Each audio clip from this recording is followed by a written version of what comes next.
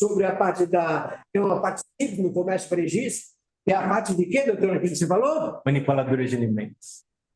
Sim, manipulação de alimentos. E com os manipuladores de alimentos. Aliás, muita gente ficou brava, ficou indignada, porque nós temos uma preocupação com isso. E a manipulação do alimento no varejo é uma coisa importante para nós. E ele teve que falar uma outra parte, que é um assunto que ninguém está sabendo, que é do psicossocial, né? Um assunto que está aí, né? Aliás, com muitos problemas na parte psicossocial. Lamentavelmente, ela começa agora em maio, mas temos alguns problemas a ser resolvidos, né, doutor? Cadê o doutor aqui, Macato? Professor Macato, que é o simples, né? O Macato fala que é simples e fácil. Não fácil e simples. Ele é o mínimo necessário. Bom, senhores, estou muito feliz por hoje, porque acabamos de assinar, vocês devem ter visto aí a sala movimentada, que era a assinatura da nossa parceria com a Brecht. Essa é a segunda parceria que a gente faz esse ano. Temos com a Associação Brasileira de Economia, agora fazendo com a Brecht, e tem outros que vão fazer. Isso, para que as pessoas que estão participando do comitê do sindicato tem a facilidade, tem a desconto, tem a parceria, tem o acompanhamento dessas associações, os problemas que nós temos na nossa área, que são mínimos, né? Ninguém imagina o que tem atrás de um pallet quando ele deita. Tem muitos problemas a resolver. E é uma crítica que eu faço. A legislação não foi feita para os profissionais. A legislação deveria ser feita para todos.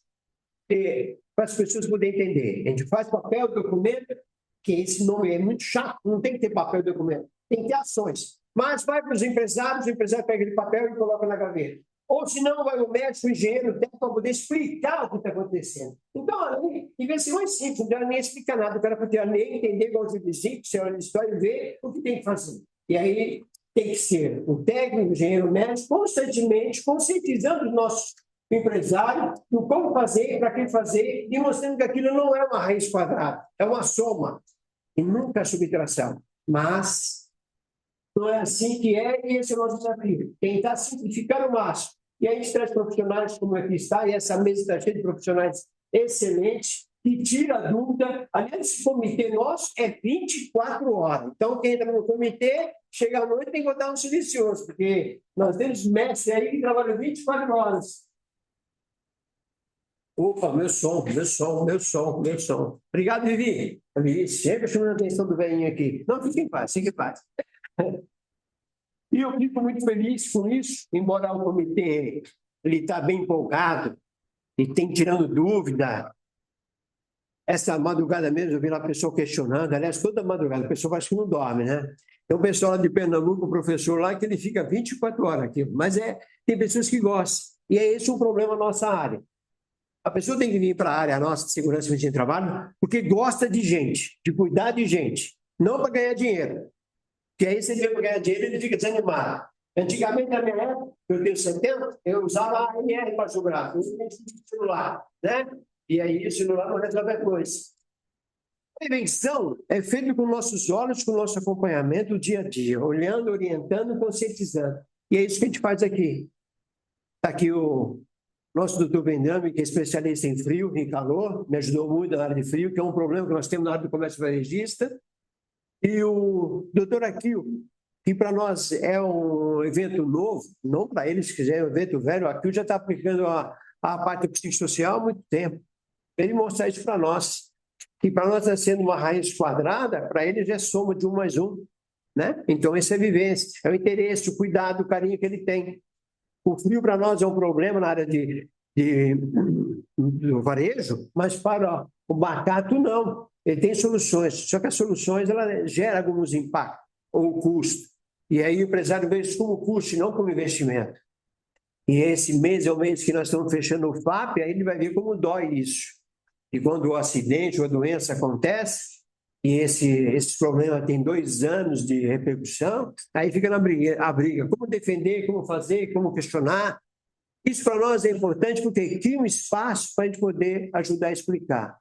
E mais ainda, com o psicossocial, que até então as pequenas empresas não precisariam fazer o PGR, né? E agora, com a avaliação do psicossocial, todos terão que fazer. Por sinal, no ano que vem, nós vamos trazer um pessoal aí que tem uma ferramenta que ajuda a gente. E a gente vai fazer até um teste aqui no 5 Vaga, para ver qual a facilidade.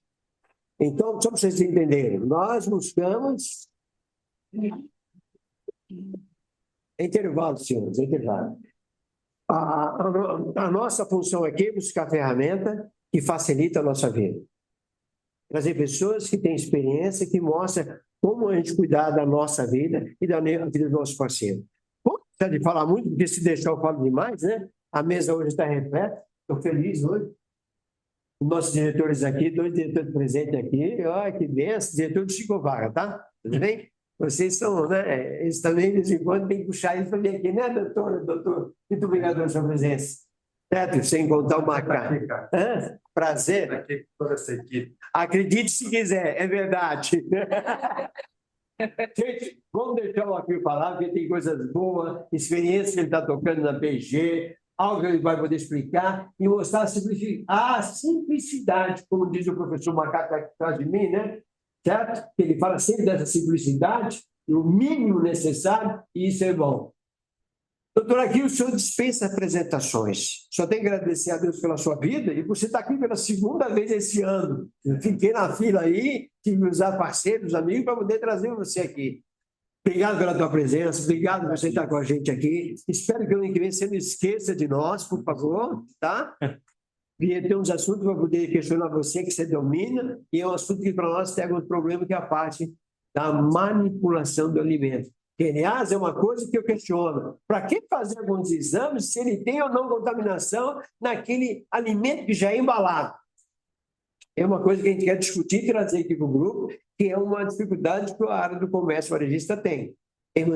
Temos necessidade por questão legal. Agora, tem necessidade da questão de saúde, da contaminação, nós discutimos e vamos discutir mais ainda. Esse é o nosso desafio. Facilitar a coisa e eu conto com a sua parceria. A palavra é sua, que se deixar, eu acabo fazendo a palestra para você e eu não tenho essa especialidade que você tem. Aqui, seja bem-vinda. Bom, primeiro, queria agradecer aqui o convite, né, do Vaga, aqui do Caires. É uma honra estar com vocês aqui, né, presencialmente, online, para quem estiver à distância. Estou sem tela cheia aqui. Não sei se vocês...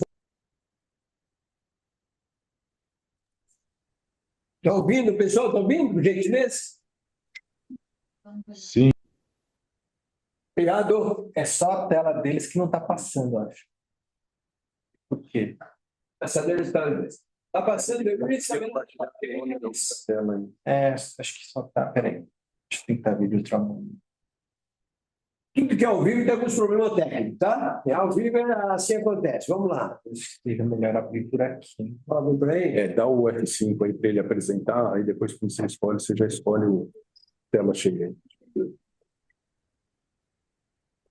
Aquele jeito que você falou não dá, né? E aqui eles não estão vendo A tela cheia? não vê tela cheia, tá? Sim. Eu passo aqui e não vem. Melhor fazer de outro jeito. Já está aparecendo. Assim, mas eu não estou vendo a mudança de tela. Mas a mudança dela, você consegue ver? Não.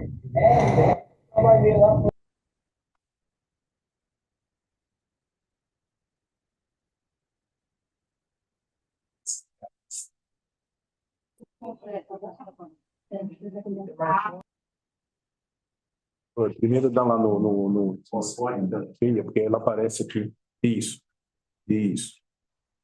Mais um minuto. Vamos ver. Mais um minuto. Sim.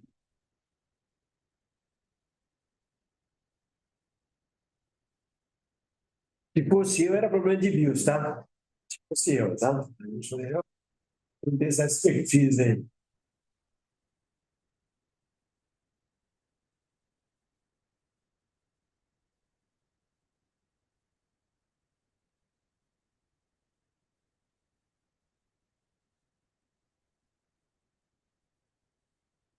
Bom dia. Peraí, deixa eu ver. Agora foi. Opa, agora foi, peraí. Opa. Parece que foi. Peraí. Tá indo a tela cheia essa hora, né? Você não escolheu a tela cheia. Você tem que desfaz aí isso. Isso é. Dá o tela, dá lá isso, põe a tela cheia. Agora você compartilha, porque vai aparecer a opção. Não, se você der esse aqui, não. Ele precisa. Daqui, ó.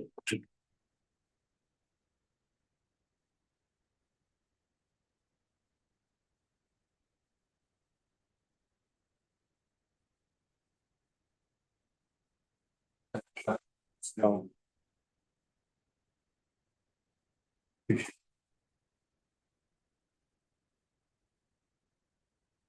Aí você não faz por aqui, faz por lá que você vê, aí você consegue compartilhar a tela cheia. Essa tela aí é de outro computador. É daqui, ó, desse. Não é desse. Então. Ele está entrando. Não vai conseguir. Tem que fazer aqui. Pessoal, clica online e faz. Calma nessa hora, sem problema. Chama o Bill Gates. Qualquer coisa, a gente vai assim mesmo. Vambora. Ele vai deixar assim. Vambora. Assim. Vamos ver se muda aqui. Mas tá bom, né? É assim mesmo. Obrigado, Maicon. Agora foi. Tá com delay, mas tudo bem. Bom, gente, desculpa aí o estresse tecnológico. Mas um pouquinho de mim, né? Vocês já devem, da outra vez que a gente conversou, já tinha falado um pouco sobre mim, né? Mas, enfim, já estou um tempo aí na medicina do trabalho, né? Já passei por diversas empresas, né? E a gente tem... Bom, essa aqui é minha família, minha esposa Kate, meu filho Felipe, o mais velho, o Érica, mais novinho, meu colo tá o Bolt, que é meu cachorro que virou estrelinha já, e a Luna, que está do lado lá, é a minha mais nova mascote, tem 1 ano de idade. Tá? Eu sempre gosto de recomendar uma literatura, né? Então, quando a gente vai falar de fatores psicossociais, eu gosto de recomendar esse livro aqui, Fatores Psicossociais e Saúde Mental no Trabalho, que é do professor Sérgio De Luca. Ele escreveu esse livro em 2016, então muito antes aí da publicação da norma. Ele já estava à frente do tempo dele, né? E alguns dos aspectos que eu vou falar estão nesse livrinho também. É um livrinho bem fácil de ler, tem perto de 100 e poucas páginas, então é bem didático. O que a gente fala assim, quando a gente fala sobre o que gera o adoecimento nas pessoas aqui, né? Então, existem diversos determinantes que podem causar estresse, né? Pode causar o transtorno mental também nas pessoas. Porque muita gente tem que falar, entrou em R1, que é para ferrar as empresas, que é para gerar multa para as empresas, né? Está dizendo que só as empresas são responsabilizadas pelo trabalho, né? Existem aqui diversos fatores que podem adoecer. Por exemplo, vocês para chegar aqui, vocês devem ter pego o trânsito, né? O trânsito é um fator que também estressa as pessoas, né? O que a empresa pode fazer para melhorar o trânsito? Nada, não faz nada, isso não depende da empresa, né? Educação, se os seus trabalhadores têm uma escolaridade mais baixa, o cuidado com a saúde também vai ficar prejudicado, né? O que a empresa pode ajudar para aumentar a escolaridade? Às vezes pode dar bolsa, tudo, mas depende muito mais do indivíduo, dele aprender, de querer aprender para poder aumentar a sua escolaridade. Então, o impacto não é tão grande. Questão financeira. Pessoas que estão com dívidas também têm mais problemas para cuidar da sua saúde mental, né? E dívida, por exemplo, a empresa tem pouca ação para tomar, né? Você pode trazer um consultor financeiro para ensinar as pessoas a saírem de suas dívidas, né? Tem empresa aí que faz empréstimo consignado, só que o empréstimo consignado pode gerar um problema, porque a pessoa já tem uma dívida, ganha outra, né? Então, também a empresa tem pouca ação com relação a isso. Genética. Algumas pessoas, tem pessoas com transtornos mentais na família, né? Isso é uma doença genética. E aí a empresa não tem nenhuma ação a tomar, porque a empresa ainda não existe terapia genética para mudar isso, né? Então, não dá para mudar essa condição. Saneamento básico. Pessoas que moram em comunidades sem água, sem esgoto, sem luz, têm comprometimento maior com a saúde, né? E, de novo, a empresa tem pouca ou nenhuma ação em relação a isso. Pode ajudar com voluntariado, etc., mas também não dá para mudar. Estilo de vida. Pessoas que dormem mal, essa aí que fica mandando mensagem de madrugada, entendeu, né? Pessoas que são sedentárias, que comem mal, né? Então, essas pessoas tendem a ficar mais doentes, né? A empresa pode ajudar com estímulo à atividade física, melhora do estilo de vida, mas ainda assim depende muito mais do indivíduo do que a empresa, né? A empresa pode ajudar com exercícios, mas é muito mais o próprio indivíduo tentar mudar, né? Primeiro entrar aqui para mim entender o E a questão de aonde a pessoa mora também, a comunidade dela vai ser uma comunidade violenta, né? Se tem assalto, sequestro, tiro, né? Então, a tendência dele ter um transtorno mental aumenta também. O que a empresa pode fazer para melhorar esse cenário? Quase nada também, limitação, né? Agora, de todos os determinantes que existem, o único determinante que é 100% responsabilidade da empresa é condições de trabalho, né? É a organização do trabalho. Isso aqui, sim, a empresa tem 100% de poder para melhorar, né? Para fazer com que o ambiente seja um ambiente que gere satisfação no trabalho, né? E aí entrou essa questão que o governo está falando, né, da nova NR1 aí, né, que é, na verdade a NR1 é desde 78, não é nova, né, está sendo revisada sempre, mas aí em 2024 entrou essa palavrinha nova, incluindo os fatores de riscos psicossociais, né, relacionados ao trabalho. O que acontecia no passado? Os fatores psicossociais, eles já estavam descritos em outras NRs. Estava na NR35, estava na NR17, né? Então ela estava fragmentada, né? Mas agora ela foi incluída na norma principal, na PGR, né? Sendo que agora ela é um risco tão importante quanto o ruído, né? Quanto a questão de exposição a agentes químicos, né? Então ele está equiparado agora, né? Então você tem que avaliar não só os riscos físicos, químicos, biológicos, ergonômicos, os tradicionais, mas também agora os ergonômicos com relação aos fatores psicossociais, né, do trabalho. E aí o que acontecia era para ter entrado em vigor esse ano, né, para ter entrado em vigor aí no dia 26 de maio de 2025. Mas por uma questão de pressão, né, ele foi adiado para 26 de maio de 2026, né? E agora dificilmente vai ser alterada essa data. E provavelmente essa data que vai ser, de fato, a que vai entrar em vigor. Mas por que o governo tomou essa ação de... Por que colocou fatores de riscos sociais como uma importância, né? Porque, na verdade, o que acontece? A Organização Mundial de Saúde, ela já fala desde 2009, hein? Nós estamos em 2025, né? Que a depressão vai ser o primeiro motivo de afastamento nas empresas, primeira causa de incapacidade das empresas em 2030, né? Depressão e outros transtornos mentais, né? E é o que acontecia. Gente, na empresa que eu estou, em 2009, a gente recebeu essa nota da OMS, a gente falou, olha, a gente tem visto mesmo que no mundo, né, na P&G, no mundo, assim, o número de pessoas que estão se adoecendo por transtornos mentais aumentando. Então, a gente precisa entender o que a gente pode fazer aí para melhorar esse cenário. Isso lá em 2009.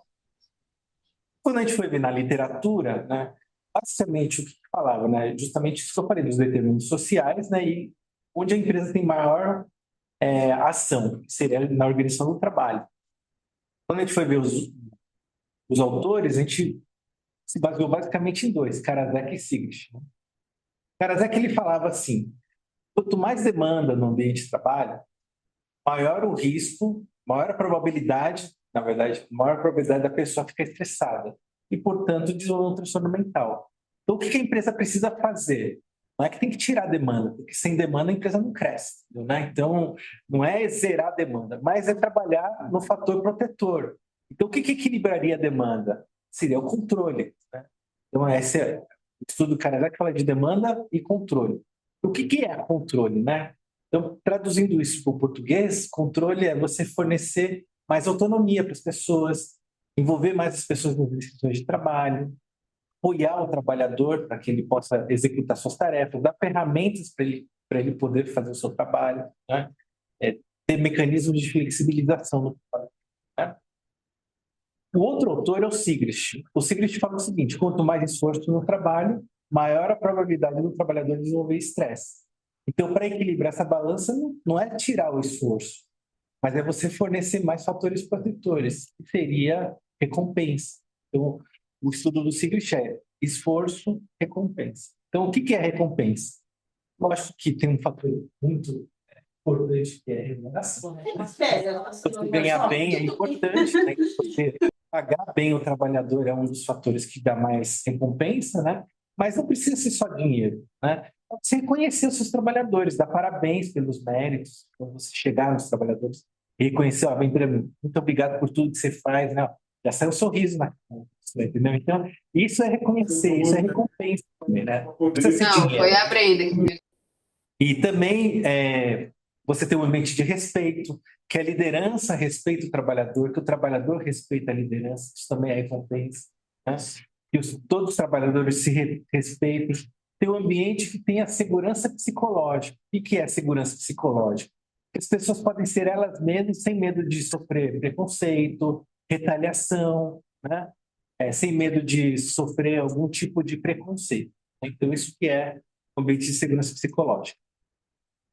E aí, quando você consegue fornecer um ambiente com mais controle e mais recompensa, você está gerando um ambiente que gera mais satisfação para as pessoas, né? Então, a lei tem esse nome feio, né? Fatores de risco psicossociais, mas nada mais é do que falar assim para as empresas: vocês precisam fornecer ambientes que geram saúde, que geram satisfação, entendeu? Isso que é a tradução, né? Então, não é para penalizar a empresa. Na verdade, a gente só está falando para a empresa: o que a gente está pedindo para você, faça uma coisa certa, não é?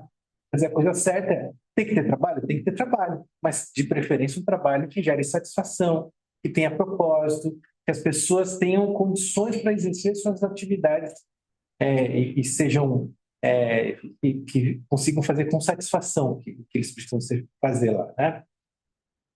Então, olha só, basicamente, para você atingir esse objetivo, se você pegar o conteúdo desse slide aqui, para mim já valeu aqui a nossa manhã, né? Então, o que a gente tem que falar para os líderes? Primeiro, os líderes, todos vocês aqui devem ser líderes, né? O líder, ele é treinado sobre o negócio. Então, se chegar lá na P&G, perguntar para o nosso presidente, ele vai saber como é que é o processo de fabricação de shampoo, de lâmina de barbear, de detergente, de sabão, como é que faz para vender mais, né?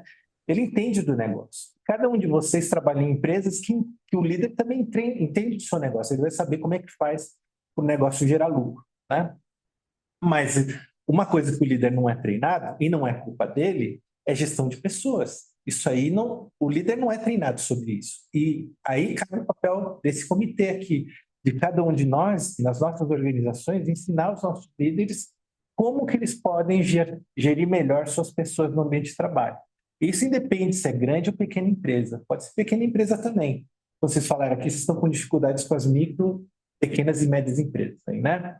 Então, micros e pequenas... Vamos falar de uma papelaria, né? Uma papelaria que tem 2 funcionários, né? Digamos que a Vanessa está no balcão, né? E quem mais aqui? Marcato, ele foi lá na papelaria para comprar uma caixa de caneta e chegou para a Vanessa e perguntou assim: Vanessa, queria comprar essa caixa de caneta aqui.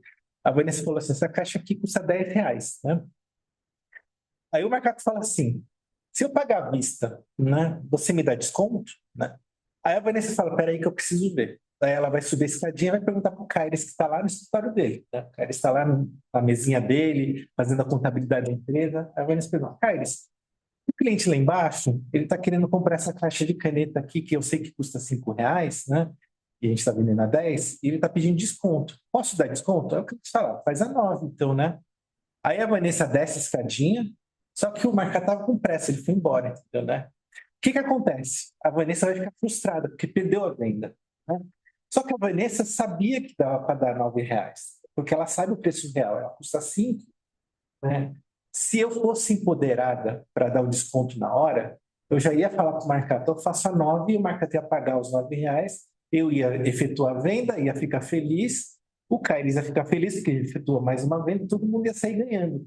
Mas, infelizmente, na maior parte das empresas, tem burocracia, né? E aí não permitem que o trabalhador tome decisões, não dão autonomia para o trabalhador tomar decisão. Isso independe do tamanho da empresa, pode ser pequena, média, microempresa, grande empresa, né? O que a gente está falando é assim: se a gente capacitar nossos trabalhadores, envolvê-los nas decisões de trabalho e permitir que eles tomem decisões, né, Isso retira burocracias e gera um ambiente que dá mais satisfação, né? Esse exemplo aqui acontece todo dia. Todo dia você vai num comércio e aí o cliente sempre pede desconto. Não tem um comércio que o cliente não pede desconto, ele sempre pede desconto. Só que muitas vezes os trabalhadores não têm essa opção de dar o desconto na hora, ele precisa consultar o chefe dele. E nessa de consultar o chefe, eles acabam perdendo muitas vendas, né? E gerando frustração nos seus trabalhadores aqui, dos 5 vagas, né? Então, por conta disso, que o que a gente está pedindo é empodere seus trabalhadores, né? Permitam que eles tomem decisões. Eles sabem quais são as decisões que devem ser tomadas, né? Então, envolvendo os trabalhadores nisso aí, você consegue diminuir um pouco o estresse que eles estão passando também no dia a dia, ou a frustração que eles têm no dia a dia deles. Então, qual que é o papel da liderança? Nós temos que ensinar os líderes, seja de micro, pequena, média, grande empresa, a dar suporte para o trabalhador, né? E o suporte não é só empoderar o trabalhador, mas também escutar mais o seu funcionário, né? A gente viu um estudo que a gente aplica já há muitos anos na empresa, e quando o chefe nunca falou o seu funcionário de um para um é sentar na mesa, não precisa falar de negócio, não precisa falar de nada, às vezes é para chamar para tomar um café ou para almoçar, entendeu, né? Um chefe que nunca chamou seu funcionário para tomar um café, para almoçar ou conversar mesmo, né, sobre a pessoa, né, não só sobre o trabalho, né, o resultado é que o líder, dono, o chefe, ele não conhece sua equipe, não conhece o funcionário e, portanto, ele não sabe as necessidades da pessoa, né? E aí ele acaba tomando as piores decisões, na hora de tomar uma decisão de trabalho, ele toma as piores decisões. E o funcionário ele não se sente acolhido porque o chefe nunca perguntou a opinião dele, né? Nunca perguntou para ele o que ele acha de uma ação, né? E os estudos mostram que o ideal seria fazer pelo menos uma vez por semana, um para um, né? Então, o cara chamar aqui a Vivi uma vez por semana, né? A Vanessa uma vez por semana para conversar com a Vanessa e entender, ó, Vanessa, está tudo bem com você, né? Você tá precisando de alguma ajuda, né? A Vanessa poder falar para o cara, ó, tá tudo bem ou então não, estou precisando de alguma ajuda, né? Sei que uma vez por semana, até na nossa empresa, é muito difícil fazer. Então, o que a literatura fala? Se não é possível uma vez por semana, pelo menos uma vez a cada 3 meses, né? Uma vez a cada 3 meses, o chefe deveria chamar o seu liderado para conversar, para entender se ele está precisando de ajuda, para conhecer o seu funcionário, né? E aí a gente mostra, os estudos mostram que quando uma empresa o líder nunca fez essas reuniões de um para um com o seu funcionário, as respostas das pesquisas de fatores psicossociais são as piores, né? E a pesquisa de clima também dá os piores resultados. A pesquisa de clima que o RH costuma fazer. Quando faz semanal, ou pelo menos uma vez a cada 3 meses, os resultados são muito melhores, são muito superiores, né? Então, o que a gente recomenda? Todo líder, todo chefe deveria fazer, pelo menos uma vez a cada 3 meses, uma conversa, um para um, né? Sala fechada. Não é um para toda a equipe, tá? Não é para expor ninguém, né? É um para um, né? Porque senão aí vira assédio, né? Quando você começa a conversar, né? Expondo todo mundo, né? Na sala, aí não dá certo. E isso é o que a gente chama de apoio, né? E a gente precisa ensinar os nossos líderes a apoiar seus trabalhadores, né? Flexibilidade. Então, digamos assim, quem tem filho aqui na sala? Quando seu filho está doente, você consegue trabalhar tranquilamente? Você consegue focar no trabalho? Consegue, né? Então, flexibilidade é isso. O dono da empresa entender as necessidades do seu funcionário e, se o filho está doente, flexibilizar o trabalho também. Então, permitir que ele leve o filho no hospital, numa consulta médica. Quando o funcionário pedir um favor, você, lógico, vai fazer acordos, né? Olha, então hoje eu te libero mais cedo, mas aí amanhã você pode, ou outro dia você pode compensar o horário, entendeu, né? Se é uma questão que precisa mesmo cumprir a carga horária, né? Ou se você é uma empresa que você não cobra pelo horário, mas cobra pelo resultado, entendeu, né? Você monitora o resultado, que seria o melhor dos mundos esse. Mas a gente sabe que não é isso, não é possível isso em todas as empresas. Então, compensar o horário em outro dia seria uma flexibilização do trabalho aí, né? Da autonomia, falei agora de um exemplo do balconista da papelaria que ele tem que ser empoderado para tomar decisões. Isso eu estou falando de um exemplo de papelaria, mas pode ser no açougue, pode ser em qualquer lugar, entendeu? Né? Empoderar as pessoas para que tomem decisões e também participem das decisões de trabalho, né? até, não sei se da outra vez que eu estava com vocês, eu falei, não sei se eu falei desse exemplo, muita gente que não estava da outra vez, então eu vou repetir. Se eu falei, né? Tem um restaurante que eu dei assessoria aí por 15 anos, né?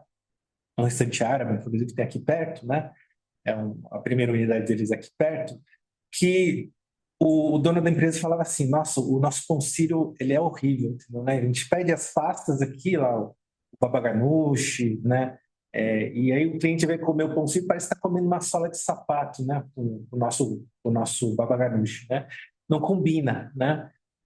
E aí ele estava tentando achar uma solução. Como é que eu faço para... Porque as pastas são excelentes, mas o pão estava horrível, né? E aí o cliente falou, por que a gente não conversa com os trabalhadores? Às vezes eles sabem, né? E aí quando a gente for rodar as lojas, uma das lojas tinha um dos cozinheiros que falou, olha, eu já fiz um experimento que o pão sírio ele sai em 2 minutos, sai fofinho, quentinho e fica excelente para comer com as nossas pastas, né? Aí o dono da empresa falou, então faz aí agora para experimentar, né? Aí ele fez lá, saiu em 2 minutos, mas ele experimentou, esse é o nosso pão sírio. E aí ele virou a receita de toda a rede do restaurante aí, né? Então o funcionário ele sabe como solucionar alguns problemas, mas para isso tem que escutar, tem que fazer ele participar também, né?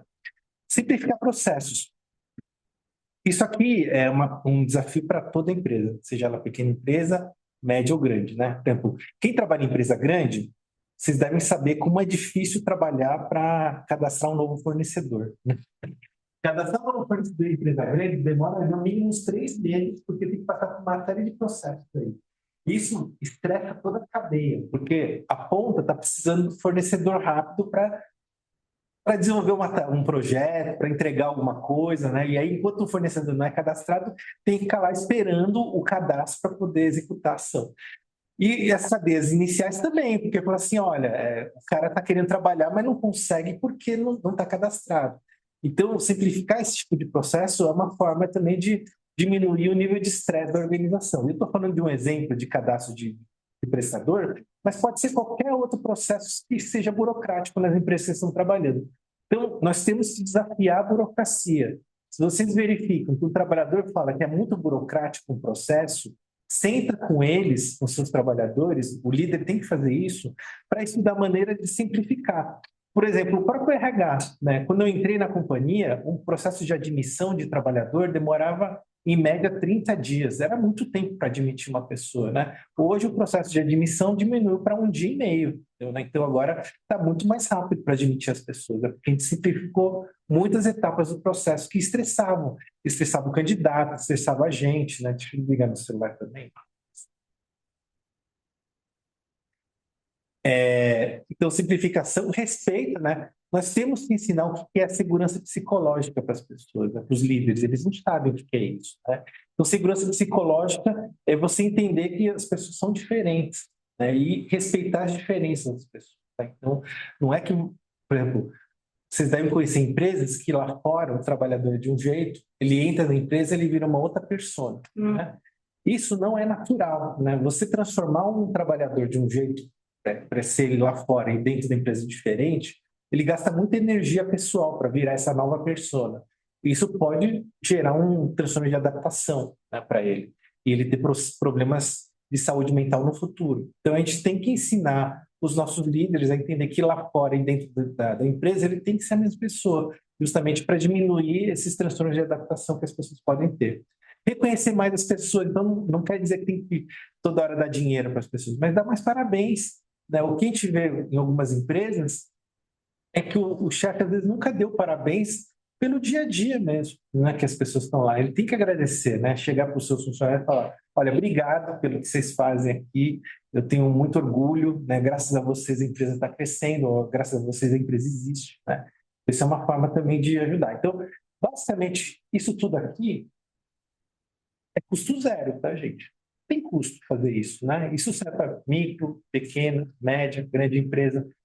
A coisa que vai custar seria capacitar as lideranças sobre isso, né? Se vocês não se sentem confiantes para fazer esse tipo de capacitação dos seus líderes, vai custar talvez um treinamento de liderança sobre esses comportamentos. Mas isso aqui é o que a gente fala de o que a NR1 está pedindo? Que a gente faça isso dentro das nossas organizações, seja ela uma micro, pequena ou média empresa. Né? Infelizmente, o que acontece na maior parte das empresas é que, em vez de fazer isso, eles fazem isso, né, que chama o furo corporativo. Né? Não sei se vocês já viram esse termo aqui. O furo corporativo é o seguinte: aí está falando para mudar a organização do trabalho, né? Fazer com que os líderes escutem mais as pessoas e atendam mais necessidades. Mas o que as empresas têm feito? Olha, o pessoal está estressado, vamos criar uma sala de meditação, né? Vamos colocar aqui um lugar para fazer mindfulness. Vamos falar de felicidade aqui na empresa, entendeu, né? Vou ensinar todo mundo a criar uma diretoria de felicidade, né? A empresa lá tem metas inalcançáveis, né? Pressão no trabalho, e a pessoa fala, nós vamos criar uma diretoria de felicidade, entendeu? Vai resolver nosso problema, né? Ou então vamos lá colocar uma massagista aqui, né? Vamos botar massagem, porque está todo mundo estressado, né? Aí o que acontece, né? Vou dar um exemplo real de novo. Uma empresa americana de logística, eu não vou falar o nome, mas ela tem um canal de streaming, né? Essa empresa de logística, o que acontece nessa empresa, né? Lá tem horário para ir no banheiro, né? Então, digamos que o Ricardo só pode ir no banheiro 9 horas da manhã, né? Aí a Vanessa, que está... Onde está a Vanessa, gente? Vanessa aqui, né, de novo, 10 horas da manhã é que ela pode ir no banheiro, né? E o Vitor só pode ir no banheiro 11 horas da manhã, né? Aí, 9 horas da manhã, o Vitor está com vontade de ir pro banheiro. Aí ele fala para o gestor, eu preciso ir pro banheiro agora. Empresa americana. E que acontece em muito lugar. Call center no Brasil tem isso também, de ter horário para o banheiro. Então o Vitor fala, 9 horas da manhã, preciso ir pro banheiro agora, chefe. Não, agora é o horário do Ricardo. Você pode ir. Eu quero falar, eu troco, né? O gestor fala, não pode trocar. Não tem essa flexibilidade. O horário é dele. Tá? Pode ser segura aí. Só pode às 11 horas, você, entendeu, né? E essa é a falta de flexibilidade que acontece muito lugares. E aí o nível de estresse dos trabalhadores estava aumentando, porque eles não podiam fazer as suas necessidades no momento que eles queriam, né? Aumentando o nível de estresse, o departamento de saúde monitorando e percebendo que o nível de estresse estava aumentando. Aí chegaram para a liderança e falaram, olha, o estresse está muito alto, né, aqui na organização. Aí perguntaram, o que vocês recomendam? Olha, a gente viu que muitas empresas estão fazendo meditação, né? Então vamos colocar a cabine de meditação na empresa inteira aqui, né? E aí contrataram aí cabines de meditação, R$ 3.000 cada cabine, espalharam em toda a logística do campus lá, do ambiente de trabalho, né? E aí chegou lá no dia seguinte, para você ir na cabine de meditação, você podia a hora que quisesse, tá? Né? Precisa pedir, entendeu, né? Aí chegou lá, dia seguinte, a Vanessa, 9 horas da manhã, mesma coisa. A Vanessa falou assim, preciso ir pro banheiro agora. Né? E o gestor falou, não, agora é o horário do Ricardo, não pode. Eu troco com a Vanessa, ela pode ir no meu lugar. Não pode. O horário dela é 10 horas, agora são 9 horas da manhã, você não pode ir, entendeu? Aí a Vanessa falou, eu posso meditar? O que você acha que as pessoas estavam fazendo nessa cabine de meditação? Estava fazendo número 1 e número 2, né? Aí chegou a liderança, chamou todos os trabalhadores. Vocês não têm higiene, né? Vocês estão usando a cabine de meditação para fazer número 1 e número 2. Isso aí não é lá na cabine, tem que fazer isso no toalete, né? Aí, lógico, que os trabalhadores falaram, mas como assim, né? Fazer o toalete?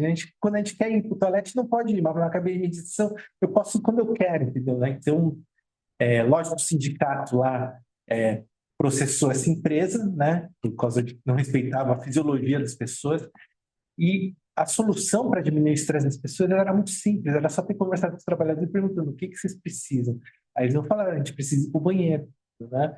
E aí liberar as pessoas não ia ter custo nenhum, eles gastaram R$ 3.000 com cada cabine, sendo que o custo do problema era zero, era só liberar as pessoas para ir para o banheiro quando eles queriam, né? Então, por conta dessa falta de comunicação dos seus trabalhadores, gerou-se um problema muito maior, que eles investiram R$ 3.000 em cada cabine, não era a solução, né? Mas era o tal do furo corporativo, né?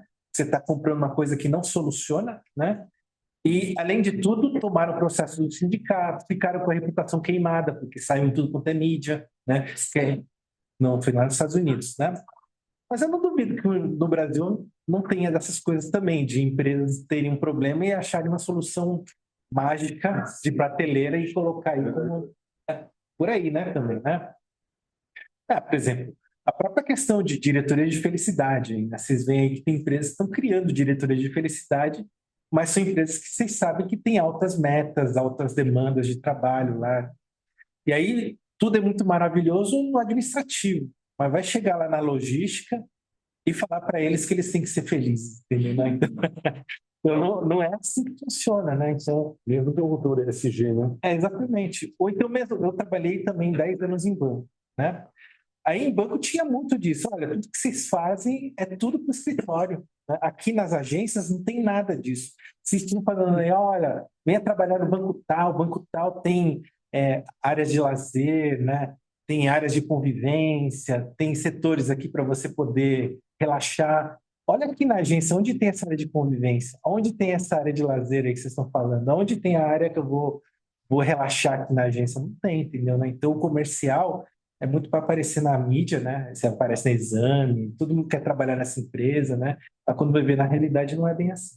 Então, quando você vai criar um programa, tem que ser um programa que serve para tudo, né?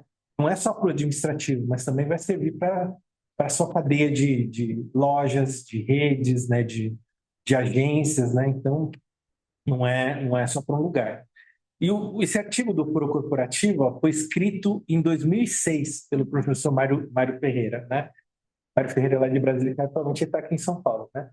E olha, em 2006 já tinha esse problema. Eles falaram, olha, o problema aqui nas empresas tem muita pressão, muita meta, muita demanda, não é dado nenhuma oportunidade de flexibilizar o trabalho, não é dado nenhum suporte para os trabalhadores para as suas tarefas, e ao invés das empresas melhorarem a organização do trabalho, já em 2006 eles falaram isso, né? O que as empresas fazem? Tai Chi Chuan, yoga, meditação, né? Não é que eu, nem o professor Mário Ferreira, somos contra a meditação ou massoterapia, acho excelente, entendeu, né? Mas não é solução para os problemas, né? Então, você pode introduzir massoterapia, até felicidade, ou mesmo meditação, se o ambiente de trabalho estiver com os fatores mais para proteção, gerando satisfação para o trabalhador do que estresse. Se é um ambiente que gera estresse, você entrar com essas medidas não muda nada, né? Aí é tal maquiagem que fala, né? Lá fora até chamam isso de frutas e pilates, né? Ou lavagem de bem-estar, né? Então, você pode entrar com meditação, massagem, felicidade, qualquer outra coisa, se o ambiente de trabalho estiver com os fatores psicossociais sob controle, gerando satisfação. Aí você tem meditação, massagem, felicidade, é um plus, né? Mas em ambientes que, popular, eu não gosto muito desse nome, mas é o que usam, ambientes tóxicos, né? Que a demanda é muito maior do que os fatores protetores, você entrar com essas medidas é só um ofurô, né? Só para falar que tem, né? É uma maquiagem, não resolve o problema, né? Claro. Eu fui gerente de RH de uma grande atacadista de material de construção, vou falar o nome. E atacarejo, grande. Não falei o nome. E lá a gente tinha uma sala de descompressão. Qual que era o problema da sala de descompressão? O pessoal da loja subia a dormir na hora do almoço. Até aí tudo bem, eles tinham uma hora de almoço, eles queriam dormir. Só que eles tiravam a bota a rotina, né? Uhum. E aí a sala não ficava com um cheiro agradável. E aí, o pessoal que não usava bota e que se importava com isso queria dormir também. Isso virou um fator de estresse, porque não tinha outra sala cheirosa para colocar o pessoal para dormir. Então só era uma única sala mal cheirosa, e era mal cheirosa mesmo, que tinha para o pessoal dormir. Então a sala de descompressão virou uma sala de descompressão. Virou uma sala de desconforto. Eles tiravam a botina para não estavam nem sentindo o cheiro, não estavam nem aí para o cheiro. E realmente, ficava muito desconfortável, a situação era punk. E não tinha, e a gente ficou meio amarrado, só não resolver aquilo.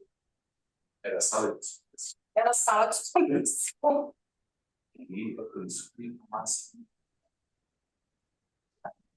É. Eles bebem Aruel para cada um deles. Acho que nem isso resolve. Talvez tenha que fazer esse tipo de sala, se for fazer mesmo um ambiente para relaxamento, em ar livre, não em sala fechada, né? Realmente não dá esse problema. Mas então, o que acontece aqui nos nossos estudos? A gente mostrou aqui para a nossa liderança, eu falei para você, o estudo da OMS foi em 2009, né? Falando que os transtornos mentais vão ser a primeira causa de incapacidade em 2030. Quer dizer, em 2009, tinham 21 anos para se preparar. Já que você tem aí a cronologia, seu cronograma, né? Então, 2009 tinha muito mais tempo, e tinha 21 anos para as empresas poderem se preparar para esse baque. E a gente na P&G, a gente falou assim, nós temos que nos preparar, por quê? No passado, a OMS já tinha alertado as empresas que os transtornos ortopédicos iam ser a primeira causa de incapacidade. As empresas não escutaram, e aí virou o que deu, né? Você viu o boom das tendinites, que a questão das tendinites, como é que se resolvia? Ergonomia, né? Só que as empresas não investiram em ergonomia, talvez não investem direito, né? E aqui voltou de novo a OMS com um novo alerta. E isso a gente fala que é um indicador proativo, né? Porque a OMS estava avisando antes. Eles avisaram em 2009 que os transtornos mentais vão ser a primeira causa em 2030, né? Como é que se resolve os transtornos mentais nas empresas? Com ergonomia também. Então, e de novo, a OMS até deu 21 anos para as empresas poderem se preparar. E muitas empresas não fizeram nada. E a gente resolveu estudar e a gente encontrou aí os fatores psicossociais como uma das soluções para a gente poder se preparar. A nossa liderança até falou, olha, se a gente conseguir lograr essa ação, a gente vai ter uma vantagem competitiva versus os nossos concorrentes, né? Porque enquanto os nossos concorrentes vão começar a trabalhar com isso em cima da hora ou depois que o problema já está instalado, a gente não vai sofrer com isso, porque a gente já está preparado, né? E a gente mostrou já naquela época, isso aqui são alguns estudos que a gente mostrou lá no passado para a nossa liderança, por que a gente precisava cuidar dos transtornos mentais, né? O primeiro índice aqui que vocês estão vendo é o estresse. Quanto pior o nível de estresse, você está vendo aí, tem no risk, baixo estresse, estresse moderado e alto, muito alto estresse. Quanto pior o nível de estresse, mais as pessoas faltam no trabalho, que é o vermelho, é o absenteísmo, né? E mais as pessoas entram em presenteísmo, que é o amarelo, né? Aqui na sala está todo mundo em alerta, então aqui ninguém está em presenteísmo, mas aí no online eu não sei como é que vocês estão. Vocês estão de câmera fechada. O que é o presenteísmo, para quem não sabe? Presenteísmo talvez como alguns de vocês aí no online podem estar. Então, são presentes na nossa live, mas não estão prestando atenção no que eu estou falando, entendeu? Então, no trabalho, o presenteísmo é isso também. A pessoa vai para o trabalho, mas não consegue trabalhar, não está focado. Tá? Vou dar um exemplo que alguns de vocês vão passar. Quem tem enxaqueca? Eu tenho enxaqueca, né? Quando você está com crise de enxaqueca, você consegue trabalhar? Você está embaixo dos barulhos. Mas você não falta no trabalho. Você vai trabalhar, né? Só que você vai para o trabalho, mas você não consegue trabalhar porque a enxaqueca não permite que você se concentre, né? Então, a dor de cabeça, ela faz você. Às vezes você entra numa sala de reunião com enxaqueca, você não consegue nem entender o que as pessoas estão falando, porque a dor de cabeça não permite. Isso é presenteísmo. A pessoa só está presente de corpo, ela não está prestando atenção, porque alguma condição não permite que ela esteja focada. Então, a gente vê, quanto pior o nível de estresse, maior a coluna amarela também, que é o presenteísmo, né? Aí a pergunta que vocês podem fazer, como é que calcula o presenteísmo, né? Presenteísmo é por um questionário, né? Existem diversos questionários. A gente usa um que chama WLQ, que é Work Limitations Questionnaire, ou questionário de limitações do trabalho. São 8 perguntas, né? São validadas para o português também, a gente consegue ver o nível de presenteísmo. O Dr. Alexander, que o Ricardo citou agora, que é o presidente da PMT, lá na Abbott, ele usa o questionário de Stanford, que é outra ferramenta também para ver presenteísmo. Mas tem uma estimativa aí, né? O que a Organização Internacional do Trabalho fala que nas empresas a média de presenteísmo é de 12% a 13% da população, né? Então, é muito maior do que o absenteísmo. O absenteísmo médio é 3% nas empresas, né? A falta no trabalho é 3%, mas o presenteísmo, quer dizer, que as pessoas que vão para o trabalho, mas não focam, é 12 a 13%, né? Então, é 4 vezes mais do que... 4 vezes mais. O presenteísmo, ele é um indicador proativo também de adoecimento. A pessoa ainda não está doente, mas se ela continuar em presenteísmo por muito tempo, ela vai adoecer.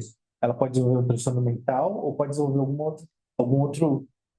alguma outra doença que vai afastar, que vai gerar afastamento, né?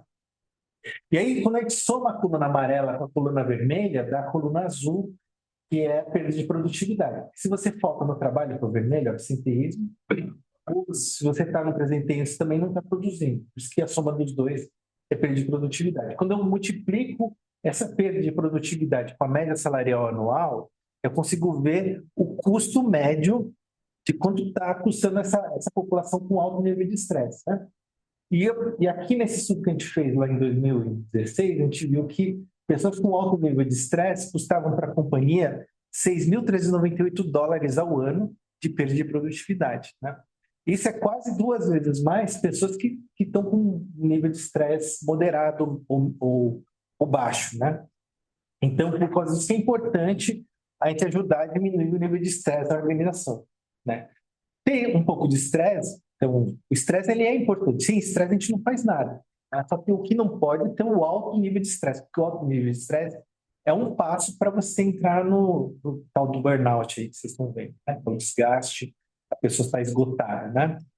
Então, por conta disso, é importante a gente mapear nossa população, aquelas pessoas que estão com alto nível de estresse, a gente ajudá-las a sair desse patamar e ir para o moderado, que é o normal. O estresse moderado é o nosso dia a dia aqui, com toda a nossa vivência de trânsito, tudo que a gente passa, né? E é importante ter o estresse para a gente poder executar o que a gente precisa fazer, né? Pior do que o estresse é a depressão, né? Quanto maior o nível de depressão, também mais a pessoa entra em absenteísmo, falta no trabalho, e mais presenteísmo tem também. Portanto, a perda de produtividade é maior. Isso eu estou falando só perda de produtividade por absenteísmo e presenteísmo. Obviamente, quem tem depressão severa tem outros custos para a companhia, como plano de saúde, né? Como uso de medicamentos, né? Então, outros custos adicionais. Mas só por conta da absenteísmo e presenteísmo, quem tem depressão severa está custando quase $9.000 ao ano de produtividade. Isso já é quase 3 vezes mais o custo de pessoas que não têm depressão, né? Então, por causa disso que é importante a gente mostrar para a organização por que a gente precisa ajudar as pessoas com depressão a sair da depressão severa ou tratar a sua depressão. Porque pessoas com depressão também faltam mais, estão mais em presenteísmo. Pior do que a depressão e pior do que o estresse, o que vocês acham que é?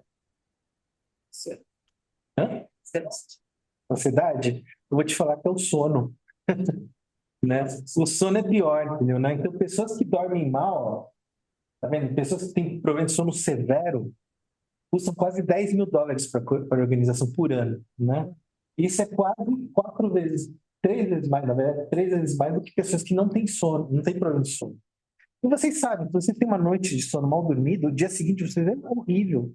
Vocês não conseguem focar no que estão fazendo, não conseguem raciocinar direito. Então é importante a gente ensinar nossos trabalhadores a ter uma boa higiene de sono, né? A não levar celular para a cama, tudo isso aí que o Marcato está bem experiente de ensinar as pessoas aí, né? Sobre como ter uma boa higiene do sono. Também faz parte de ergonomia, né?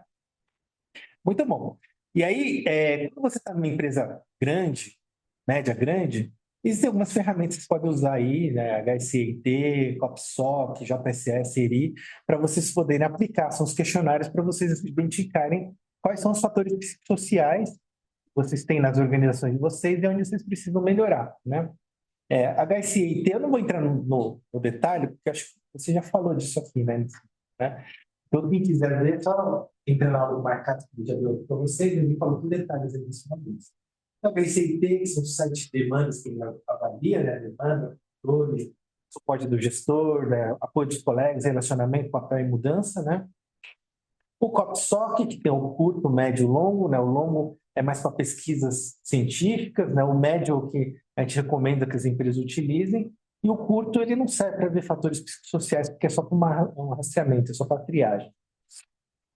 E o que a gente usa na empresa, aí, como eu falei para vocês, é o JSS e o ERI, que é de Karasek e o de Sigrist. Então, essas são as ferramentas que a gente tem utilizado na PIG lá. Há 10 anos que a gente está, na verdade, agora a gente está entrando no 11º ano, né?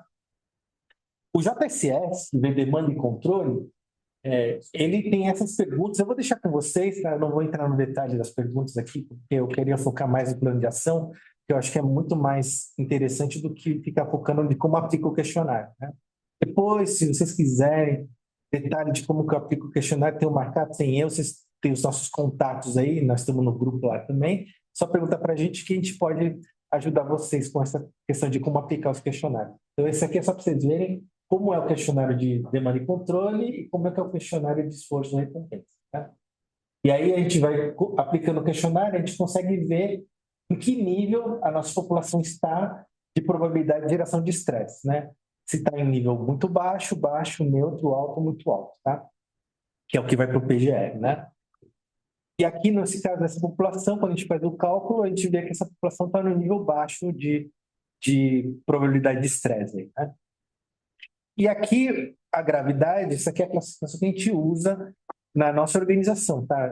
Pode ser que outras organizações utilizem outras ferramentas para avaliar a gravidade, mas a gente usa uma adaptação da norma da Nova Zelândia, né, que vê gravidade insignificante, como pessoas que podem até ter estresse, podem até ter ansiedade, mas isso não impacta na produtividade. Gravidade menor é quando o afastamento, o absenteísmo por transtorno mental é menor que 5% na organização. Moderada é quando o absenteísmo por transtorno mental varia de 5% a 30%. Gravidade alta é quando o absenteísmo por transtorno mental, CDF, né, é maior que 30%. É muito alta é quando você já tem caso de suicídio ou automutilação na companhia, né? E aí, se você já tem um caso de suicídio ou automutilação, independe do nível de absenteísmo, ele já vai automaticamente muito alto aqui, né? Eu vou falar de uma coisa que pode acontecer no dia a dia de vocês, que pode trazer aí um cenário para gravidade muito alta.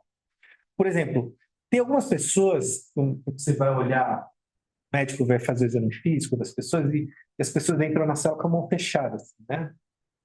E aí o médico pede para abrir a mão, tá com as unhas todas ruídas, né?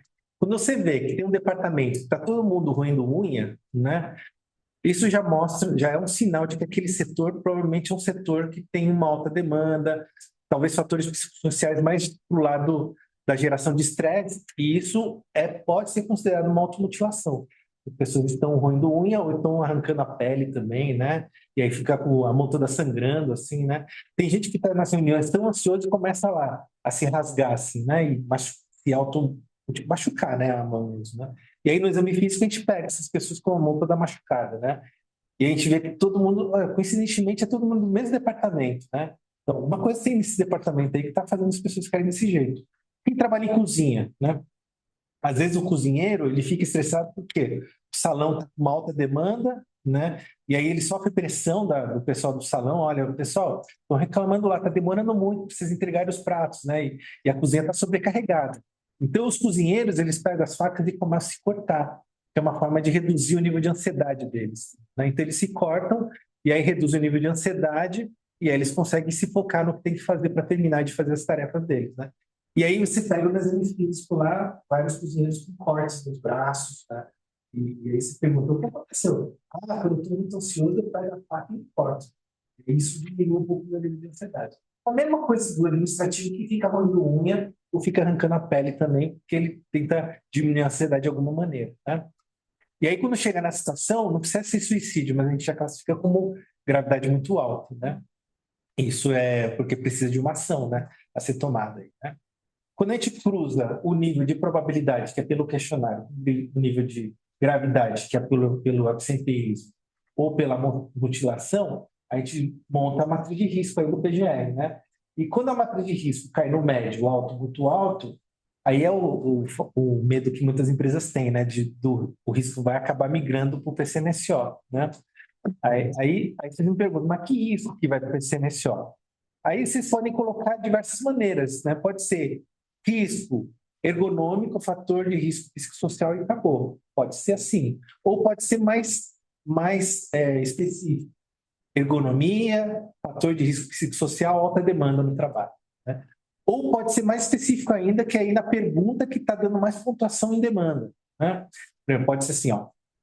Risco, ergonomia, fator de risco psicossocial, alta demanda e velocidade das entregas, né? Que a pessoa tem que entregar tudo com muita rapidez, né? Você pode ser muito específico. Eu não recomendo ir tão no detalhe assim na hora de você classificar os riscos. Você pode ser mais genérico, falar só alta demanda, alto esforço, baixa recompensa, baixa autonomia, que já estaria cumprindo a norma, né?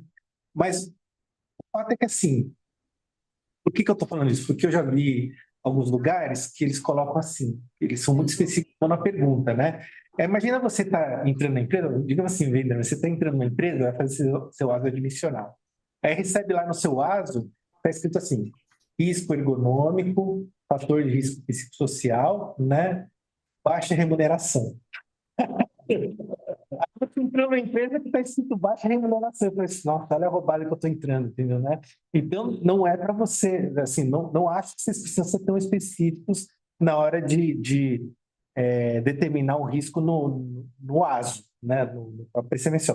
Mas no plano de ação, sim, né? Se é essa pergunta, baixa remuneração está pegando, está implicando, o RH vai precisar fazer um estudo salarial aí, porque se os trabalhadores estão falando isso, é porque eles estão se comparando com outras pessoas que fazem as mesmas tarefas em outras empresas, que certamente estão falando que ganham mais do que eles, né? Então, precisa ser feita uma pesquisa salarial aí, né? Ao longo dos anos, quando a gente fez a nossa pesquisa de riscos de redes sociais, a gente nunca teve em risco neutro, alto ou muito alto, né? Sempre teve em risco baixo, né? Mas a gente vê que tem variações. Tem anos que a gente está muito bem, quer dizer que a nossa liderança está trabalhando muito forte, com suporte, né? Esse último ano a gente deu uma caída aí, mas tem muito a ver com vários fatores, mudança de liderança, né? Insegurança no trabalho, né? Tudo isso impactou nos fatores isso que a nossa liderança atual está trabalhando para melhorar, né? Então, esse ponto que a gente tem trabalhado forte, né? Pode falar. Da PCMSO a partir do risco médio, Médio, alto, muito alto. baixo. Aqui eu estou falando de probabilidade, tá? Isso aqui é probabilidade é um dos eixos, né? A probabilidade aqui está dando baixo, né? A gravidade nossa, olha só, como a gente tem trabalhado com esse assunto há 11 anos agora, a gente tem só 0,02% de atestados por transtornos mentais. Então, é muito baixo, né? A MSI está falando que a sua é 3%, né? A gente está com 0,02%. Né? E afastamento no INSS, tá vendo? A gente só tem 6 de 3.510 funcionários nesse último ano. Aí. Então, deu 0,17% de absenteísmo beneficiário, no caso, né? Total. Total e não ocupacional e não ocupacional. E tem colega meu que olha isso aqui e fala, nossa, eu tenho 6 por dia.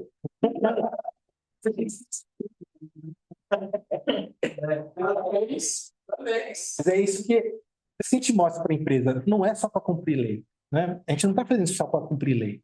A gente faz isso porque é a coisa certa. Quando você faz isso, você aumenta a produtividade da organização. Reduz absenteísmo, reduz afastamento, gera pessoas mais satisfeitas, mais comprometidas com o negócio também, né? Então, o impacto é esse, né? O impacto é esse, né? Será que aqui? Vocês estão ouvindo, gente? Porque eu estou com o microfone na lapela também. É internet. Vamos lá. Então, aí, aqui no meu caso, na empresa que eu estou, onde pega a probabilidade baixa com gravidade menor, o risco é baixo, então ele não vai para o PCMSO, né? Ele fica no PGR. Não quer dizer que o risco é baixo, não precisa fazer nada. Mesmo com o risco baixo, nós temos que ter um plano de ação para manter baixo, né? Que é o nosso objetivo, é manter o nosso risco sempre baixo. Agora vamos ao problema que vocês falaram aqui no início, né? Que vocês têm empresas que são micro e pequenas empresas. Micro e pequena empresa, vocês não aplicam questionário.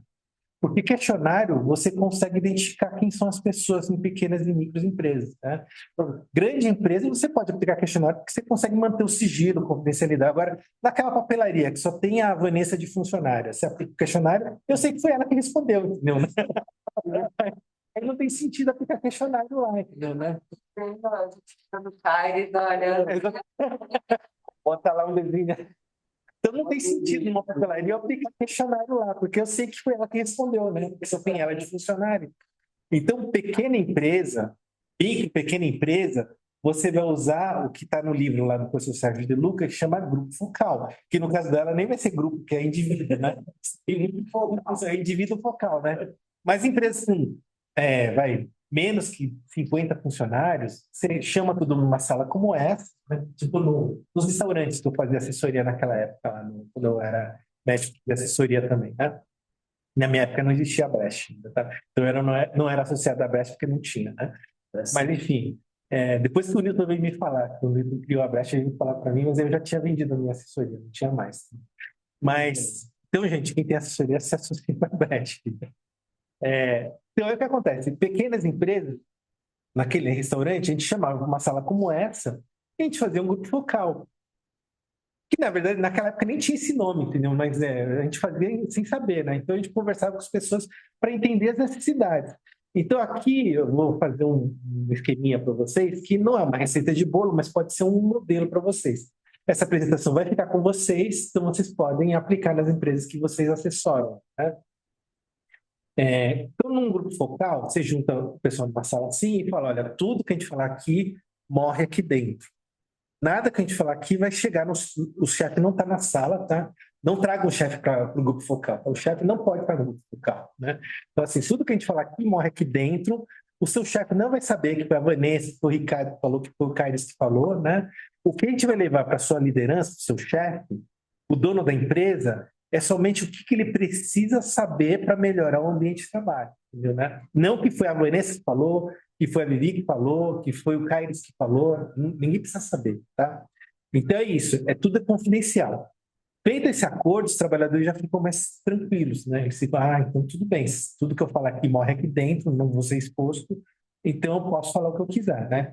E deixar claro, não tem resposta certa e nem resposta errada, tá, gente? Tudo aqui é certo.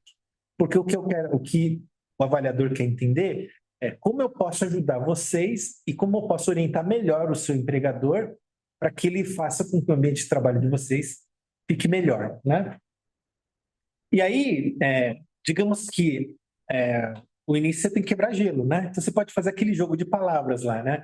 Faz um joguinho lá, tem vários aplicativos que vocês conseguem fazer isso, e coloca lá uma pergunta. Se você tivesse que descrever o seu ambiente de trabalho hoje, com uma palavra, qual que você colocaria? Se é um ambiente que gera satisfação, muita gente vai colocar, aqui é desafio, é prazer, é respeito, é aprendizado todo dia, é empatia, né? Tem gente que fala que é amor, né? Fala que o trabalho é amor, quer dizer, ama demais, né? Mas se é um lugar que é tóxico, que as pessoas odeiam, ele já fala, aqui é preconceito todo dia, os chefes não entendem nossas necessidades, falta reconhecimento, né? Aqui os colegas não se respeitam, né? Então, isso aqui é uma nuvem de palavras que já dá uma ideia de como que vai ser o cenário da nossa conversa do focal, né? Então, esse é o primeiro quebra-gelo que vocês vão fazer, né? Mas já vai dar alguma noção de como que vai ser a nossa conversa nesse tempo aí no grupo focal, né? Aí, cada um dos tópicos, ele meio que compõe os questionários, né? Então, a primeira coisa que a gente vai ver é quais são as demandas das pessoas, né? Então, você já se sentiu sobrecarregado no trabalho, né? E aí, caderninho na mão ou computador aberto, falando assim, olha, tudo que vocês falarem, eu não vou identificar quem está falando, eu só vou anotar as opiniões de vocês, né? E aí, com base no que vocês vão anotar, eu vou definir aqui, junto com vocês, quais são as melhorias que a organização precisa fazer. O primeiro item é demanda. Então, vocês já se sentiram sobrecarregados no trabalho, né? Se as pessoas falarem sim, sempre você pede para as pessoas elaborar melhor a sua resposta. Não fiquem contentes só com sim ou não, mas ok, sim, mas fala mais como é que isso te afeta, né? Como é que isso está impactando o seu trabalho, né? Como é que você lidou com isso, né? Que situações geram mais estresse aqui no ambiente de trabalho? Você vai falar, o que me gera estresse aqui é que o meu chefe não cumprimenta a gente, ele passa batido, parece que a gente nem existe, entendeu, né? Então, já anota isso aqui é uma coisa importante que eu tenho que falar para o chefe, ele cumprimenta seus funcionários, né? É importante uma forma de reconhecê-los, né? Segundo tópico, autonomia, né? Você tem liberdade para tomar decisões? Por exemplo, aquela papelaria lá que chegou o markup e pediu desconto na caixa de caneta lá e o funcionário não tinha autonomia para tomar essa decisão. Já é uma coisa que a liderança precisa trabalhar, né? Olha, eu entendi o recado, eu quero empoderar vocês para que vocês possam dar os seus descontos aí, sabendo já que eu posso confiar, vocês não vão ser absurdo, a caixa custa 5, você vai me cobrar R$ 5. Eu tenho ter prejuízo, porque eu tenho que pagar imposto, né? Então tem que ter um bom senso, né? Então tem que treinar seus trabalhadores também. Como é que você avalia o equilíbrio entre as responsabilidades e autoridade para você exercer suas atividades? Tá? Então, isso tudo sempre pegando assim mais do que o sim ou não, né? Elaborar mais sua resposta, como é que isso afeta o seu dia a dia no trabalho, né? Terceiro tópico, relações interpessoais. Como é que você descreve seu relacionamento com o seu chefe? Como é que você descreve seu relacionamento com seus pares aqui na empresa, né? Você já teve ou já vivenciou situações de conflito, de briga, né? Como é que as situações foram resolvidas? E aí você vai anotando tudo que as pessoas vão falando, né? Quarto tópico, reconhecimento. Você se sente valorizado pelo que você faz, né? Você vê sentido no que você está fazendo? Você vê oportunidade de crescimento aqui na companhia? Pode ser empresa pequena, vai ser difícil, né? Vai falar assim, olha, estou há 30 anos nessa ótica, balconista, e sempre continuei balconista, né? Mas não precisa ser um crescimento de cargo, né? Só o fato da pessoa ser melhor remunerada já é uma valorização, né? Cada ano que passa, olha, como você está tantos anos aqui na companhia, eu vou aumentando seu salário, vou te reconhecendo cada vez mais, né? Então não precisa ser, olha, você é balconista, porque muita empresa fala assim, olha, não tem como promover ele a gerente, só tem um funcionário na minha empresa. Aí ele vai virar balconista, vira gerente, né? Ele vai gerente de quem, né? Gerente dele mesmo, entendeu, né? Então não precisa ser isso, pode ser simplesmente muita empresa que usa aqueles cargos, balconista 1, balconista 2, balconista 3, né? É uma forma também de reconhecer, né? Ser júnior, sendo pleno, né? Então pode ser, né? Maneira. Desde que aumente a remuneração, óbvio. Não é só dar um nome diferente, né? Mas é uma forma de reconhecer também, né? Interface vida pessoal-trabalho. Então, como é que é seu trabalho impacta a sua vida pessoal, né?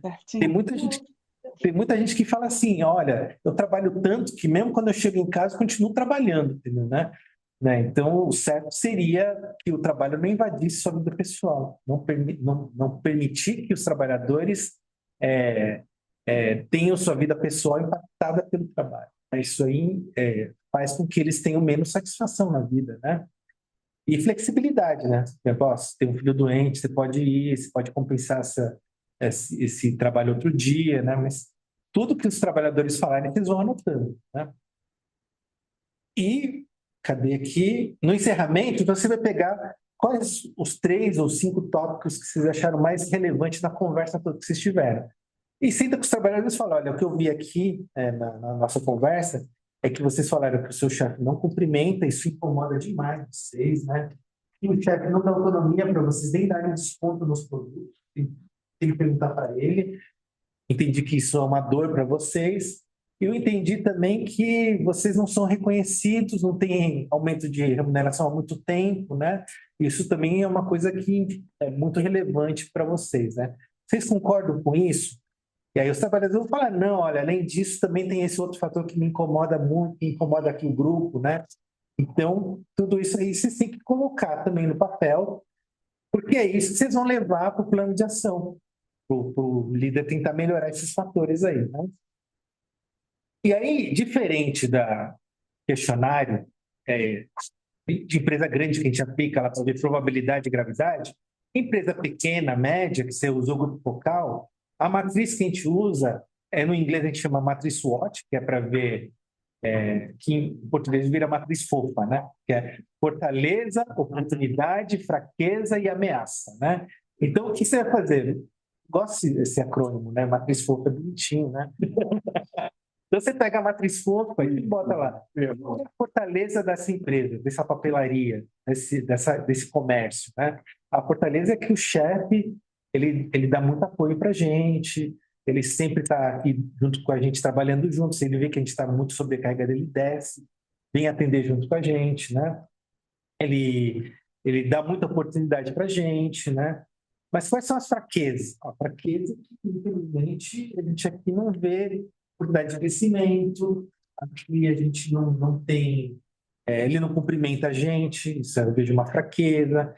E o que é uma ameaça? Olha, se ele continuar, se a empresa continuar nesse sentido de não aumentar nosso salário, a gente vai sair, né? A gente vai pedir demissão para outra empresa, né? Então, o estudo vocês têm que levar para o chefe, porque ele vai olhar essa matriz fofa aqui, né? E ele vai ter que criar um plano de ação em cima disso, né? Que é bem parecido com o plano de ação que a gente montaria com a matriz de risco do PGR também. Então, no PGR, em vez de você, pequena e média empresa, no PGR você não vai usar uma matriz de risco clássica de probabilidade de gravidade, porque você não está aplicando questionário, então você vai usar a matriz fofa, né? E a partir daí você cria o plano de ação também, né? E aqui, o que eu recomendo? Quando vocês vão montar a matriz de risco, vai criar um plano de ação, esse plano de ação precisa ser comunicado aos trabalhadores, né? A comunicação, eu recomendo que não sejam vocês desse comitê que comuniquem com os trabalhadores, porque pedir para um médico falar de saúde é café com leite. Pedir para um engenheiro, um técnico de segurança, um ergonomista falar de ergonomia, né? De falar de bem-estar, também é café com leite, entendeu? Então, o ideal é que seja o representante maior da sua organização. No nosso caso aqui é o presidente que faz a comunicação, o André, né? Ele já tem até um nome propício para isso, que é André Felicíssimo, né? Ele tem, engraçado que o computador dele tem aquele, não tem aquelas carinhas que a gente usa lá, como é que eu estou hoje, né? Então, no dele é assim, como estou hoje, estressadíssimo, felicíssimo, tristíssimo, né? Dele, né? Mas, enfim, aqui no caso, todo ano, quando a gente faz nosso estudo, verifica quais são os planos de ação, é ele que comunica. E aí, todo ano, o que ele faz? Ele chama todo mundo para assinar o manifesto, né? O manifesto do plano de ação. E no cabeçalho está escrito isso: a liderança tem o compromisso de ser exemplo, engajar a organização para que juntos possamos alcançar um ambiente seguro que proporcione bem-estar, garante que todas as pessoas se sintam valorizadas, reconhecidas e respeitadas. Os três últimos aí já são os fatores sociais: valorização dos trabalhadores, reconhecimento e respeito, né? E aí, nas 4 bolinhas que estão embaixo você está vendo o documento que ele está assinando, né? Tem 4 bolinhas. Essas 4 bolinhas são as prioridades do ano. Quais são as ações que a organização vai priorizar esse ano? E aí, embaixo das 4 bolinhas, quem assina? O presidente, todos os DPs, todos os diretores e diretores de fábrica também, porque todo mundo está na mesma pegada, né? E embaixo tem o detalhe de como que vai ser cada bolinha, né? O que eu vou fazer em cada uma das 4 bolinhas aí que foram determinadas. Então, eu vou mostrar um spoiler para vocês, o desse ano, né? O desse ano, o que foi definido, né? Em demanda, a gente viu lá que demanda pode ser de 0 a 100%. Quanto pior o nível de demanda, maior a probabilidade de estresse na organização, né? Então, a gente quer sempre que a demanda seja o menor possível. Se a menor possível, né? Pode ser melhor. O que pegou mais demandas foi velocidade das tarefas, né? Então, as pessoas têm que entregar tudo com muita velocidade, né? Digamos que seja esse o problema das empresas de vocês, da pequena e média empresa. Digamos que na papelaria, a Vanessa, ela fala assim: olha, aqui eu tenho que fazer tudo sou eu, né? Tudo sou eu, tudo eu tenho que fazer sozinha, eu tenho que arrumar o estoque, tenho que atender o cliente, tenho que fazer nota fiscal, tenho que fazer tudo sozinha, né? E tem que fazer tudo muito rápido, né? Isso aqui me gera estresse, né? O que o dono da papelaria, o que o Caires precisa fazer para melhorar a questão de velocidade das tarefas da Vanessa? O que vocês recomendariam para o Caires? Vocês são os consultores, digamos que vocês são a empresa que fez a avaliação, fez lá a conversa com a Vanessa, identificou que o que incomoda na Vanessa é que na papelaria ela tem que fazer tudo com muita velocidade. Agora o Caires precisa de uma assessoria. O que o Caires precisa fazer, ou qual a recomendação que vocês dariam para o Caires para diminuir a velocidade das entregas da Vanessa? O que se habilita? Procedimentos, ok. Mas você vê que só tem ela. Contratar mais gente. Né? Da Vanessa, ela está sozinha lá, né?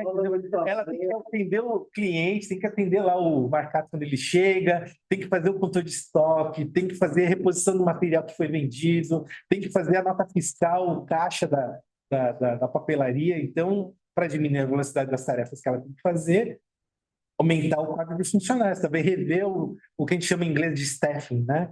verificar como que está o quadro de trabalhadores. Será que está adequado? Se ela está fazendo tudo com muita velocidade, talvez esteja com um staffing inadequado. A quantidade de trabalhadores que está lá não é adequada. Outra coisa, se digamos que a Vanessa tenha mais 3 pessoas junto com ela, ela não está sozinha, mas só ela que está sobrecarregada, só ela que está fazendo muita coisa. Então, a distribuição das tarefas seria um plano de ação. Talvez os outros estão fazendo pouco e ela está fazendo demais. Então, pegar um pouco das atividades da Vanessa e passar para os outros funcionários também. Ou mesmo, pode ser uma coisa que acontece muito, que é a falta de organização, que foi falado aqui. Então, criar um calendário de entregas. Assim, olha, Vanessa, você tem que fazer isso, mas eu vou te ajudar criando um cronograma de entrega. Você não precisa entregar tudo no final do mês. Vamos fazer, olha, primeira semana você entrega isso, segunda semana você entrega isso, terceira semana você... E aí, fazendo um cronograma de entregas, você consegue distribuir melhor e diminuir um pouco a velocidade de tarefas, né? E aí, quando você melhora esse item, no próximo ano, quando você for conversar com seus trabalhadores, o que a gente espera é que a velocidade de demanda diminua, porque você está melhorando a condição de trabalho das pessoas, né? Em controle, é o contrário, a gente quer que cada vez mais as pessoas tenham controle, então eu quero que esteja mais próximo de 100%. Na empresa aqui que eu estou, esse ano deu 78% de controle. Então tá bom, né? Tá quase perto de 100%. Mas pode, porque minha chefe é sempre assim, mas pode melhorar, entendeu, né? E aí, qual foi a pergunta que menos pontuou em controle? Foi a escolha das tarefas. Quer dizer, as pessoas não estão podendo escolher o que vão fazer. Elas recebem ordens, né? Então, como é que a gente faz para as pessoas terem mais escolha, dar mais autonomia para elas, mais empoderamento para que elas possam escolher o que vão fazer? Não é simplesmente receber uma ordem, mas assim, o que você acha mais prioritário fazer? Então, permitir que as pessoas definam quais essas tarefas que têm que ser feitas primeiro. Então, para isso tem que ter treinamento sobre priorização, o que é mais importante, como é que eles definem o que é prioritário, né? Para que eles possam sim escolher, né, o que vão fazer, né? Em esforço, a gente quer que seja cada vez menor, né? 50% está que está adequado, né? Mas o que mais pontuou em esforço, está mais pegando em esforço, foi que as pessoas estão falando que tem muitas responsabilidades. Então, aquela questão de você ver na sua equipe se as tarefas estão bem distribuídas. Pode ser que tenha pessoas que estão sobrecarregadas e outras que não, e aí distribuir melhor as tarefas, né? Ou se de fato o staffing também está adequado, se a quantidade de pessoas na equipe está adequada. Talvez eu tenha que aumentar a nossa equipe aqui para distribuir melhor as tarefas, né? Recompensa também está próximo de 100%, 72% está ótimo, né? Mas para melhorar, as pessoas pontuaram menos em clareza nas promoções. Quer dizer, por que o Vitor foi promovido e não o Vendrano? Entendeu? Querem saber, né? E aí, então, o RH ele vai ter que trabalhar mostrando assim, olha, para você ser promovido aqui na organização, quais são as habilidades que você precisa ter, entendeu, né? Então, o Vitor foi promovido porque o Vitor tem isso, aquilo, entendeu? Então, as pessoas entendem, para eu ser promovido, eu tenho que melhorar essas habilidades, entendeu, né? Então, isso serve para pequena, média, micro, empresa, grande empresa, qualquer empresa. Tem que ter uma clareza para os funcionários entenderem o que eu preciso fazer para crescer aqui dentro dessa empresa, né? E aí, criar lá quais são as habilidades que cada um precisa ter. Falando em português, mas as empresas chamam de skills, né? As soft skills e as hard skills, né? Que as pessoas precisam ter para poder crescer. Em português são as habilidades, né? Então, o que a gente precisa ter de habilidade soft, né? Que seria empatia, né? As questões mais que não estão mais muito relacionadas com o negócio, e as hard skills que são as mais técnicas, né? Que estão relacionadas à capacidade para o negócio. Né? Gente, eu queria mais falar sobre isso, mas eu queria abrir também, a gente tem aí 24 minutos para conversar, para tirar dúvidas, né? Não dá para falar tudo sobre fatores. Vocês já tiveram sessão comigo, mas ainda assim não é suficiente, porque é muita coisa para falar. Agora, como a Vanessa me falou que tem um cronograma que ela criou aí, né? O relógio está rodando, né? A OMS falou que 2030 é o ano da virada. Para 2030, nós temos aí 4 anos e 1 mês, né? Porque nós já estamos em dezembro, né? Sim. 4 anos e 1 mês para chegar a 2030 para ver se o que a OMS está falando é verdade. A gente sabe que é. Porque a gente está vendo a curva de aumento de afastamentos das empresas e no próprio INSS, né? Cada ano que passa está aumentando o número de afastados por transtornos mentais. Então, pelo visto, a OMS não está errada. Só que tem muita empresa querendo pagar para ver, né? chegar a 2030 para ver, será que, está até desafiando, será que a OMS está certa mesmo? Será que 2030 vai ser o ano da verdade, da virada, né? E eu não quis pagar, então a gente está trabalhando lá desde trás, né? Agora, o cronograma da Valência é até mais acirrado, porque ela está contando o vigor da lei, que seria aí 26 de maio de 2026. Então, para 26 de maio de 2026 está até pior, porque só tem aí quanto? 6 meses, né? Menos de 6 meses, na verdade. Menos de 6 meses, né? Então, para a lei entrar em vigor, né? Eu diria para vocês que nem é tanto por conta do cumprimento legal em si, mas é por conta da melhoria que vocês vão ter nas organizações quando vocês implantam isso, quando você tem um ambiente de trabalho. Estou falando aqui de muitas coisas que também não teria custo, né? Você fornecer um ambiente de trabalho, você está escutando mais o trabalhador, entendendo mais as necessidades deles e dando soluções para que eles possam ter mais facilidade para trabalhar, né? Isso que é fator psicossocial, é ter um ambiente que as pessoas se sentem confortáveis no seu trabalho, satisfeitos no que estão fazendo, né? Só que a consequência para a empresa é menor afastamento, menor presenteísmo, as pessoas vão estar mais focadas, menos afastamento previdenciário, então isso vai gerar um menor custo tanto de rotatividade de trabalhadores, como também no tributo do FAP aí, que está relacionado com doença do trabalho, né? Mas eu acho que mais do que isso é até a rotatividade por, que a gente chama de inglês de attrition, né? Que é o pedido de demissão. Quando um trabalhador não está satisfeito, ele vai procurar oportunidades melhores. E aí empresas que não têm ambientes de trabalho seguros e saudáveis, eles perdem talentos, né? Perder talentos para as companhias são um prejuízo enorme. Então, digamos que o Caires está trabalhando na organização e o Caires recebeu uma proposta de trabalho de outra organização e ele fala assim, olha, irrecusável, eu vou, né? O RH, para colocar outra pessoa no lugar do Caires, vai demorar uns 2 a 3 meses para fazer o processo de recrutamento e seleção, né? São 2 a 3 meses de falta de pessoa na função que o Caires está fazendo, que vai fazer com que a empresa fique atrasada, porque precisa de uma pessoa nessa posição, mas não tem. E mesmo que contrate uma pessoa no lugar do Caires daqui a 2, 3 meses, essa pessoa ela não entra 100% produtiva, porque ela precisa conhecer o negócio. Essa curva de aprendizado também demora de 4 a 6 meses, né, de aprendizado, porque a empresa vai pagar o salário para a pessoa, mas não vai ter o retorno do investimento, porque a pessoa ainda está em curva de aprendizado. Então, digamos aí que as empresas têm entre 6 a 9 meses de prejuízo com a perda de um talento, né? Então, isso até é mais caro do que a própria multa que o governo está querendo aplicar, né? Então, o que eu digo para vocês, aplicar fatores psicossociais é bom para o negócio, é a coisa certa de ser feita, é bom para o trabalhador, né? Ele vai ter um ambiente que ele vai ficar mais satisfeito, todo mundo ganha, né? A empresa diminui a rotatividade de trabalhadores, diminui o número de afastados, diminui os custos do INSS, diminui até os custos do plano de saúde, né? Porque pessoas insatisfeitas adoecem mais, usam mais o plano de saúde, né? Tem esse nome, mas devia chamar plano de doença, né? O plano de saúde quem está doente, né? Quem está saudável não usa plano de saúde, né? Enfim, acho que é isso que a gente tem que trabalhar bem, né? Para vocês conseguirem aí atuar nesse assunto. Obrigado, gente. E agradeço ao João. Não estamos aí. Não faz uma luta do processo de trabalho forte. Um cenário que leva para a sociedade.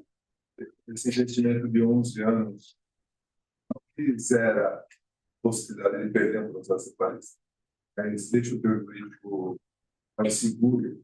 Ou quando há uma demanda, uma inicial, ele vai ter um enfrentamento. Exato. Mas se tiver algum processo e você mostra que o ambiente de trabalho é um ambiente de trabalho que gera satisfação, quando se faz os questionários, está mostrando que a probabilidade de estresse relacionado ao trabalho é baixa, isso já é um argumento jurídico.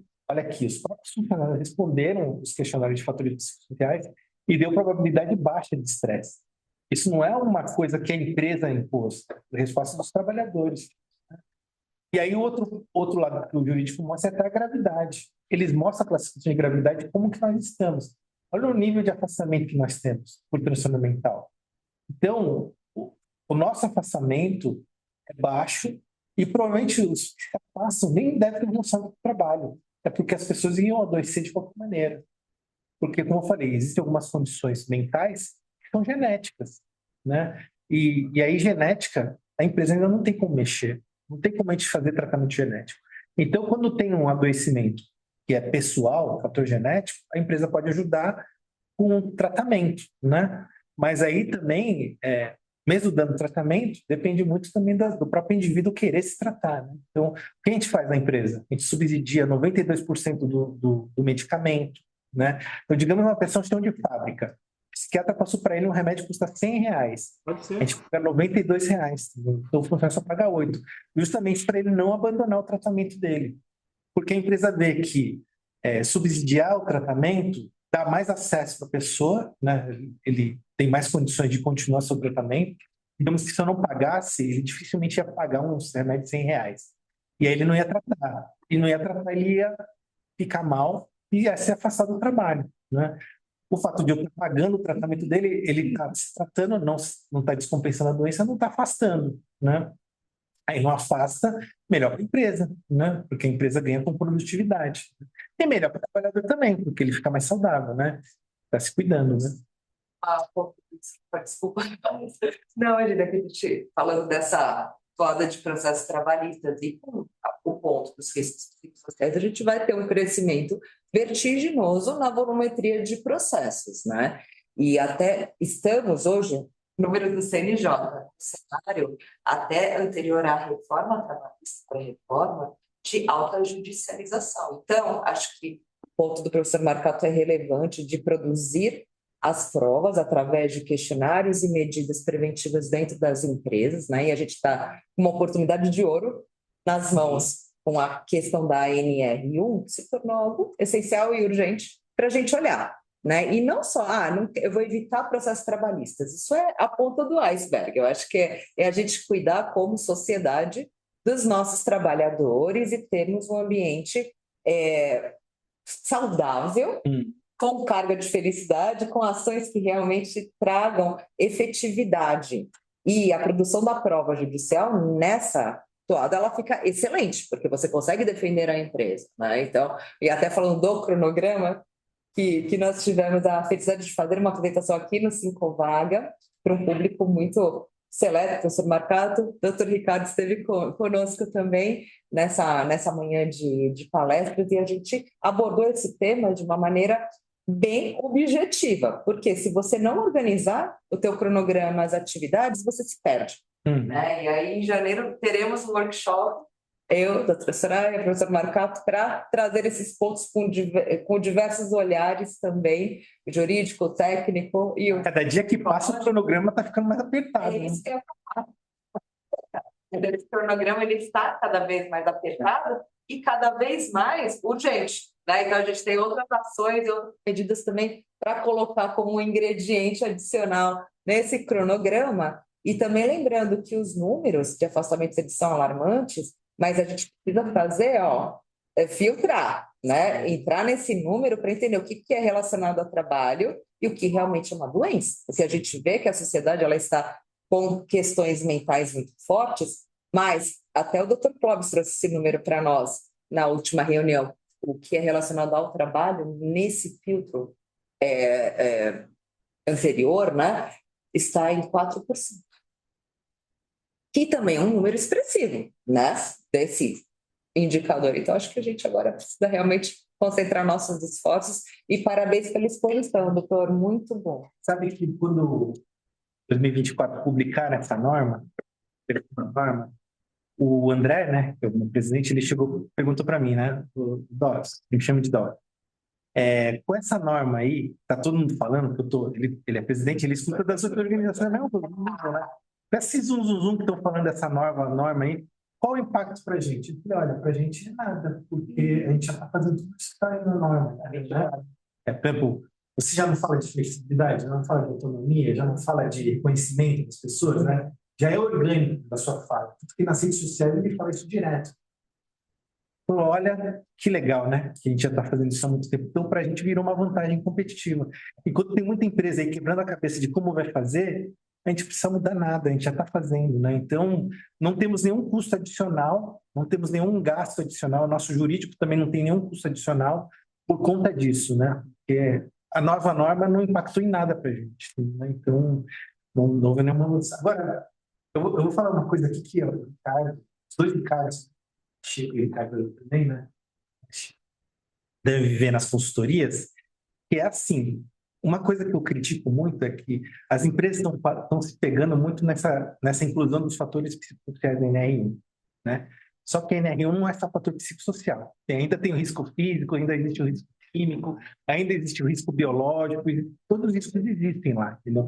Não é uma norma de fatores de risco psicossocial. O fator de risco psicossocial é mais um que está lá dentro, mas os outros riscos permanecem, eles existem ainda, né?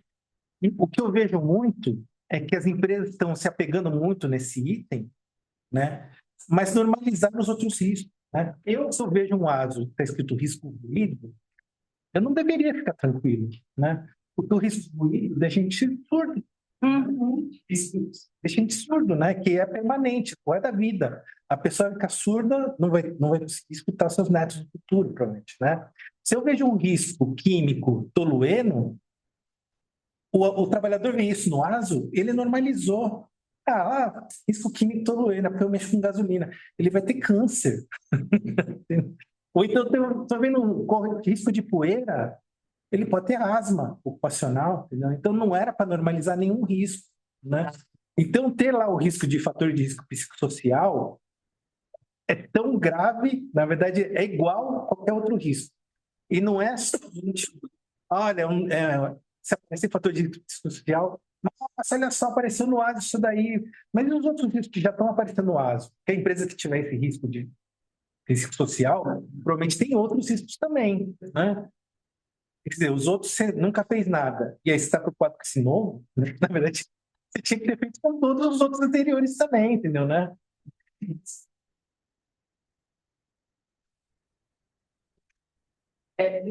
Riscos que indiretamente Sim. sim. Bom, você está concluído.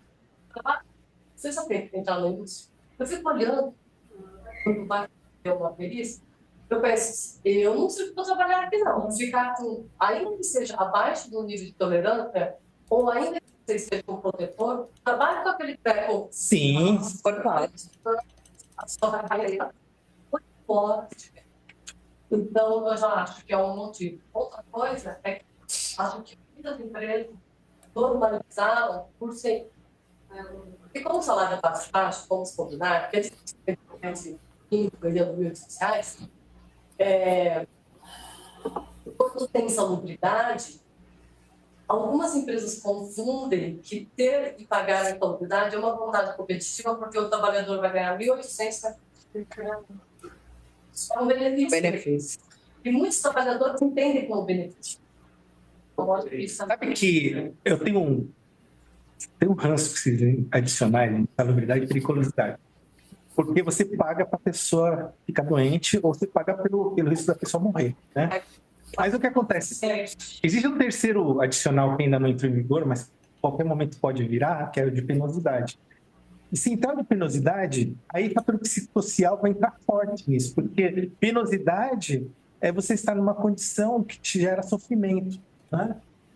O estresse gera sofrimento. Aí qualquer lugar que aparecer fator psicossocial positivo, quer dizer, como um risco, né? Quer dizer, tem alta demanda, alto esforço, pouco reconhecimento, etc., já vai dar adicional de penosidade, entendeu, né? Porque o STF deu um ano já para eles regulamentarem esse adicional. E aí vai ter mais um adicional que a empresa vai dar também, entendeu? Além de ficar mapeando o fator de risco, vai ter que ainda virar um novo adicional de penosidade, entendeu, né? E aí que eu acho que as empresas vão se lascar, entendeu, né? Porque ou vão transformar isso em um novo benefício, né? Aqui você ganha, aqui você ganha salário mais insalubridade, como se fosse um benefício ganhar insalubridade. Aí vai adicionar lá, você aqui ganha salário, BR, plano de saúde, insalubridade e penosidade. Mas especial também. Mas viu a Paula que nos deu uma pergunta?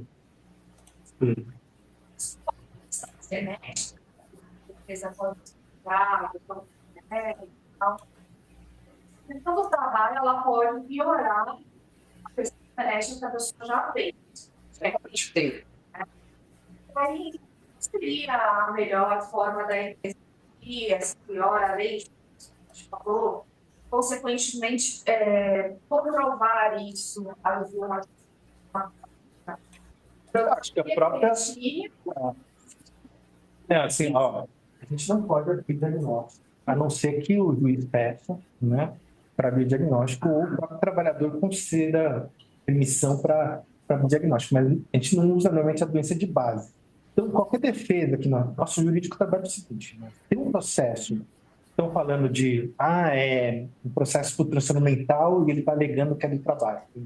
Nosso jurídico, ele vai pegar descrição de tarefas, avaliação ergonômica, né, mapeamento de fatores psicossociais, né? E pega o PGR, né? O PGR. E aí, com isso que ele monta a defesa. Se você tem mapeamento do PGR, mostrando que o risco é baixo, né? Tá aparecendo lá, risco baixo, que a probabilidade é baixa e o afastamento é muito baixo também. Tem um grau de risco lá na matriz de risco deu que o risco é baixo, né? O próprio detalhamento da avaliação de riscos psicossociais mostrou que a probabilidade é baixa. Então, ele abre os questionários. Não abre o nome das pessoas que responderam, mas ele abre, olha, essa pessoa que está processando é do setor tal. Vamos abrir as respostas do setor tal. As respostas estão lá, né? Para o juiz ver que as pessoas avaliaram o setor e mostrou que o risco de ter um estresse relacionado ao trabalho é baixo. Então, é outro fator que é mostrado. A gente não abre o nome de indivíduos, mas a gente abre as respostas do questionário para o juiz poder bater. Olha só, estou vendo as respostas, de fato, as perguntas estão lá e as pessoas estão respondendo que está baixo o risco, entendeu? Então, como que pode alegar que é do trabalho se eles estão respondendo que o risco é baixo? Né? PGR mesmo, o próprio documento em si, porque eu tenho que ver o cenário como um todo. A avaliação ergonômica também, eu tenho que ver o cenário como um todo. Como que é o ambiente de trabalho dele, né? A questão de relacionamentos entre as pessoas, o próprio mobiliário que ele está trabalhando, né? Iluminação, todas as questões que poderiam impactar. Ele vai avaliar isso aí também, né? Então, eu não preciso entrar no prontuário para falar que, olha, por conta da doença é pessoal, então não tem nada a ver com o trabalho. Não, eu posso mostrar que o próprio trabalho ele é um trabalho seguro para ele. Né? São de número e tal, e aí integração da pessoa, falar com isso. Uma questão que o nosso jurídico usa muito é pedir para o RH sempre mostrar, digamos, uma queixa, né, uma demissão lá, que o motivo não tem nada a ver com a doença. Né?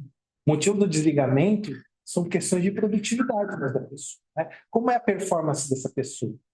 Se ele está se tratando, não foi afastado pelo médico dele, não tem nenhum atestado do psiquiatra, não tem nenhum atestado do departamento médico, a performance dele era baixa. Não foi desligada por causa da doença, foi desligada por causa da performance. Né? E a doença não estava impactando uma piora de performance dele. Né? Porque... Exatamente. São muito melhores da população. Ele mostra a literatura aqui. Como que está o índice de afastamento médio no Brasil? 3%. Né? Como que está o índice de afastamento na Previdência? Mostra lá, por 4%, né? Como que está na PIG? 0,0, não sei o quê. Aí o juiz olha, eu acho que está bem diferente. Entendeu? Então, é um fator de defesa que o jurídico acaba usando. Você está levando em conta. Passional e não passional também. E aí, por conta disso, que ele não precisa entrar no prontuário da pessoa para falar, não, essa doença é genética, essa doença é da pessoa. É porque a gente está mostrando pelo ambiente de trabalho que o ambiente é seguro. Um ambiente que não gera um transtorno mental. Ou a probabilidade é baixa. Esse é o argumento que vocês vão usar. Lógico que, se for o contrário, não dá para usar esse argumento. Né? Aí o advogado tem que se virar. Aí o advogado vai ter que se virar. Como é que vai defender isso? Obrigado, doutor Fernando Apenas.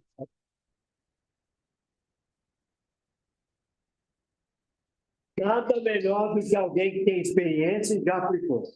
mas traz para nós duas coisas que eu preciso deixar com vocês. Uma do assunto psicossocial e uma outra da NR4. Para o comércio varejista, nós temos desafio aí, que são a área de frente de caixa. Bem? Já é uma lição para a gente poder trabalhar nisso, quem está na área. Como fazer, né? Esse é o nosso desafio. Trazer o pessoal para perguntar e responder, como fazer que ele atende ao cliente. Então, nós temos um desafio gostoso. Hein? A experiência que ele tem, com o que ele trouxe para nós, é possível? É possível. Né? Claro que ele já começou lá. Nós temos aí... O problema nosso, nós estamos esperando chegar a data para começar a fazer. Ela tem que estar pronto para chegar no dia, estar o trabalho e o plano de ação, que é aquilo que nós temos que fazer. Excelente. Nada melhor do que alguém que tem, sabe e informa. E é um médico, né? Que são poucos médicos. Nós temos 3 médicos aqui, os demais não conheço. E os médicos criticam muito isso, né? Que bacana, né? Ele trouxe aí como fazer. E já deu a raiz quadrada para nós. Isso é uma preocupação. Segunda preocupação para a gente poder encerrar, com chave de ouro, foi muito bom, excelente. Só tenho que te agradecer. Espero que você volte aqui, trazendo mais. Chamar já está chamado. Eu sei que a sua filha é grande, né? Mas uma coisa que preocupa nós aí com a NR4. O governo fez um jogo de xadrez. Tá? O que é o jogo de xadrez? Ele não está mexendo na composição do quadro do SESC. O que ele fez? Foi esperto. Estão mexendo aonde? No grau de risco. E já temos uma novidade, embora está sendo discutido, não tem nada ainda sacramentado, mas houve uma provocação. Mudou o grau de risco do supermercado. O que isso quer dizer? Que nós, hoje, grau de risco 2, e se continuar, está vendo vários eventos aí para que isso, vamos passar para grau de risco 3. O que isso impacta? No tributário, muita coisa. Na composição de sede, outra coisa. Qual vai ser a lógica? Com mais de 100 funcionários, vai colocar um técnico de segurança para lá. Bem? Hoje nós temos a dificuldade de fazer essa gestão, né? Porque é uma atividade dinâmica, uma atividade assim, tem estresse, a gente trata com o cliente tem razão, né? Então, está aí um desafio já para terminar o ano e começar o ano com essa tarefa. Agora, nesse mês, dia 17 e 18, tem reuniões, já teve uma reunião passada e colocaram isso para audiência pública, mas é algo que nos preocupa. Além do psicossocial, que vem em maio, aí vem a NR4. Não vai mexer na composição, é esperto, né? Mas mexe aonde? Vai mexer na GFI, vai mexer no FAP, vai mexer nos fatores de recolhimento para as palavrinhas mágicas, né? Periculosidade, salubridade, quando você faz lá o bendito PPP e você paga isso, tem que recolher. Então, aumenta o quê? O tributo de recolhimento. Então, eu tenho que estar esperto nisso. O que vai impactar? Impacta sim. Tanto nós como os hospitais que alteraram, são as primeiras coisas que eu consegui ver. O doutor Clóvis está trabalhando nisso, ele é da Confederação Nacional de Saúde, mas temos que estar trabalhando junto com isso. É bem-vindo as sugestões, é bem-vindo as ideias, é bem-vindo tudo. Por isso que nós temos essa mesa aqui para discutir. Graças a Deus, terminamos o evento, chegou com mais de 150 pessoas, terminando com 100, fechamos esse ano com chave de ouro, né? Isso é muito bom, com profissionais que tragam experiência.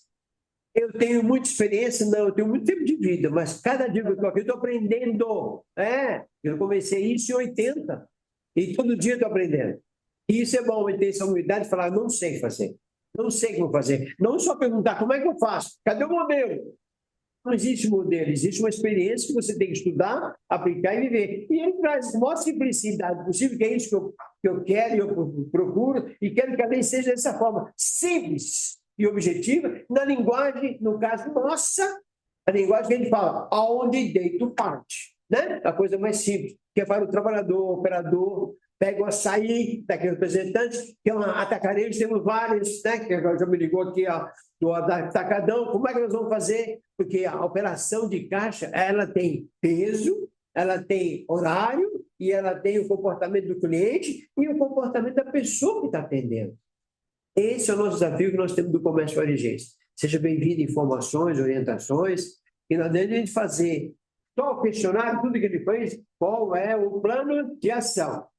Para a gente chegar a esse número, ele teve um plano de ação, só que ele começou isso há quanto tempo? A visão dele.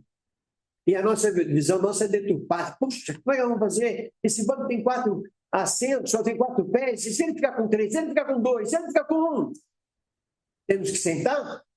Então, são coisas que a gente tem que trabalhar, cuidar e pedir a Deus que dê sabedoria e discernimento. Obrigado a todos, obrigado aos que estão aí, meus amigos, a cada um que está aí. Agradeço a todos que estão aí, muito obrigado e obrigado à mesa. Que Deus abençoe vocês.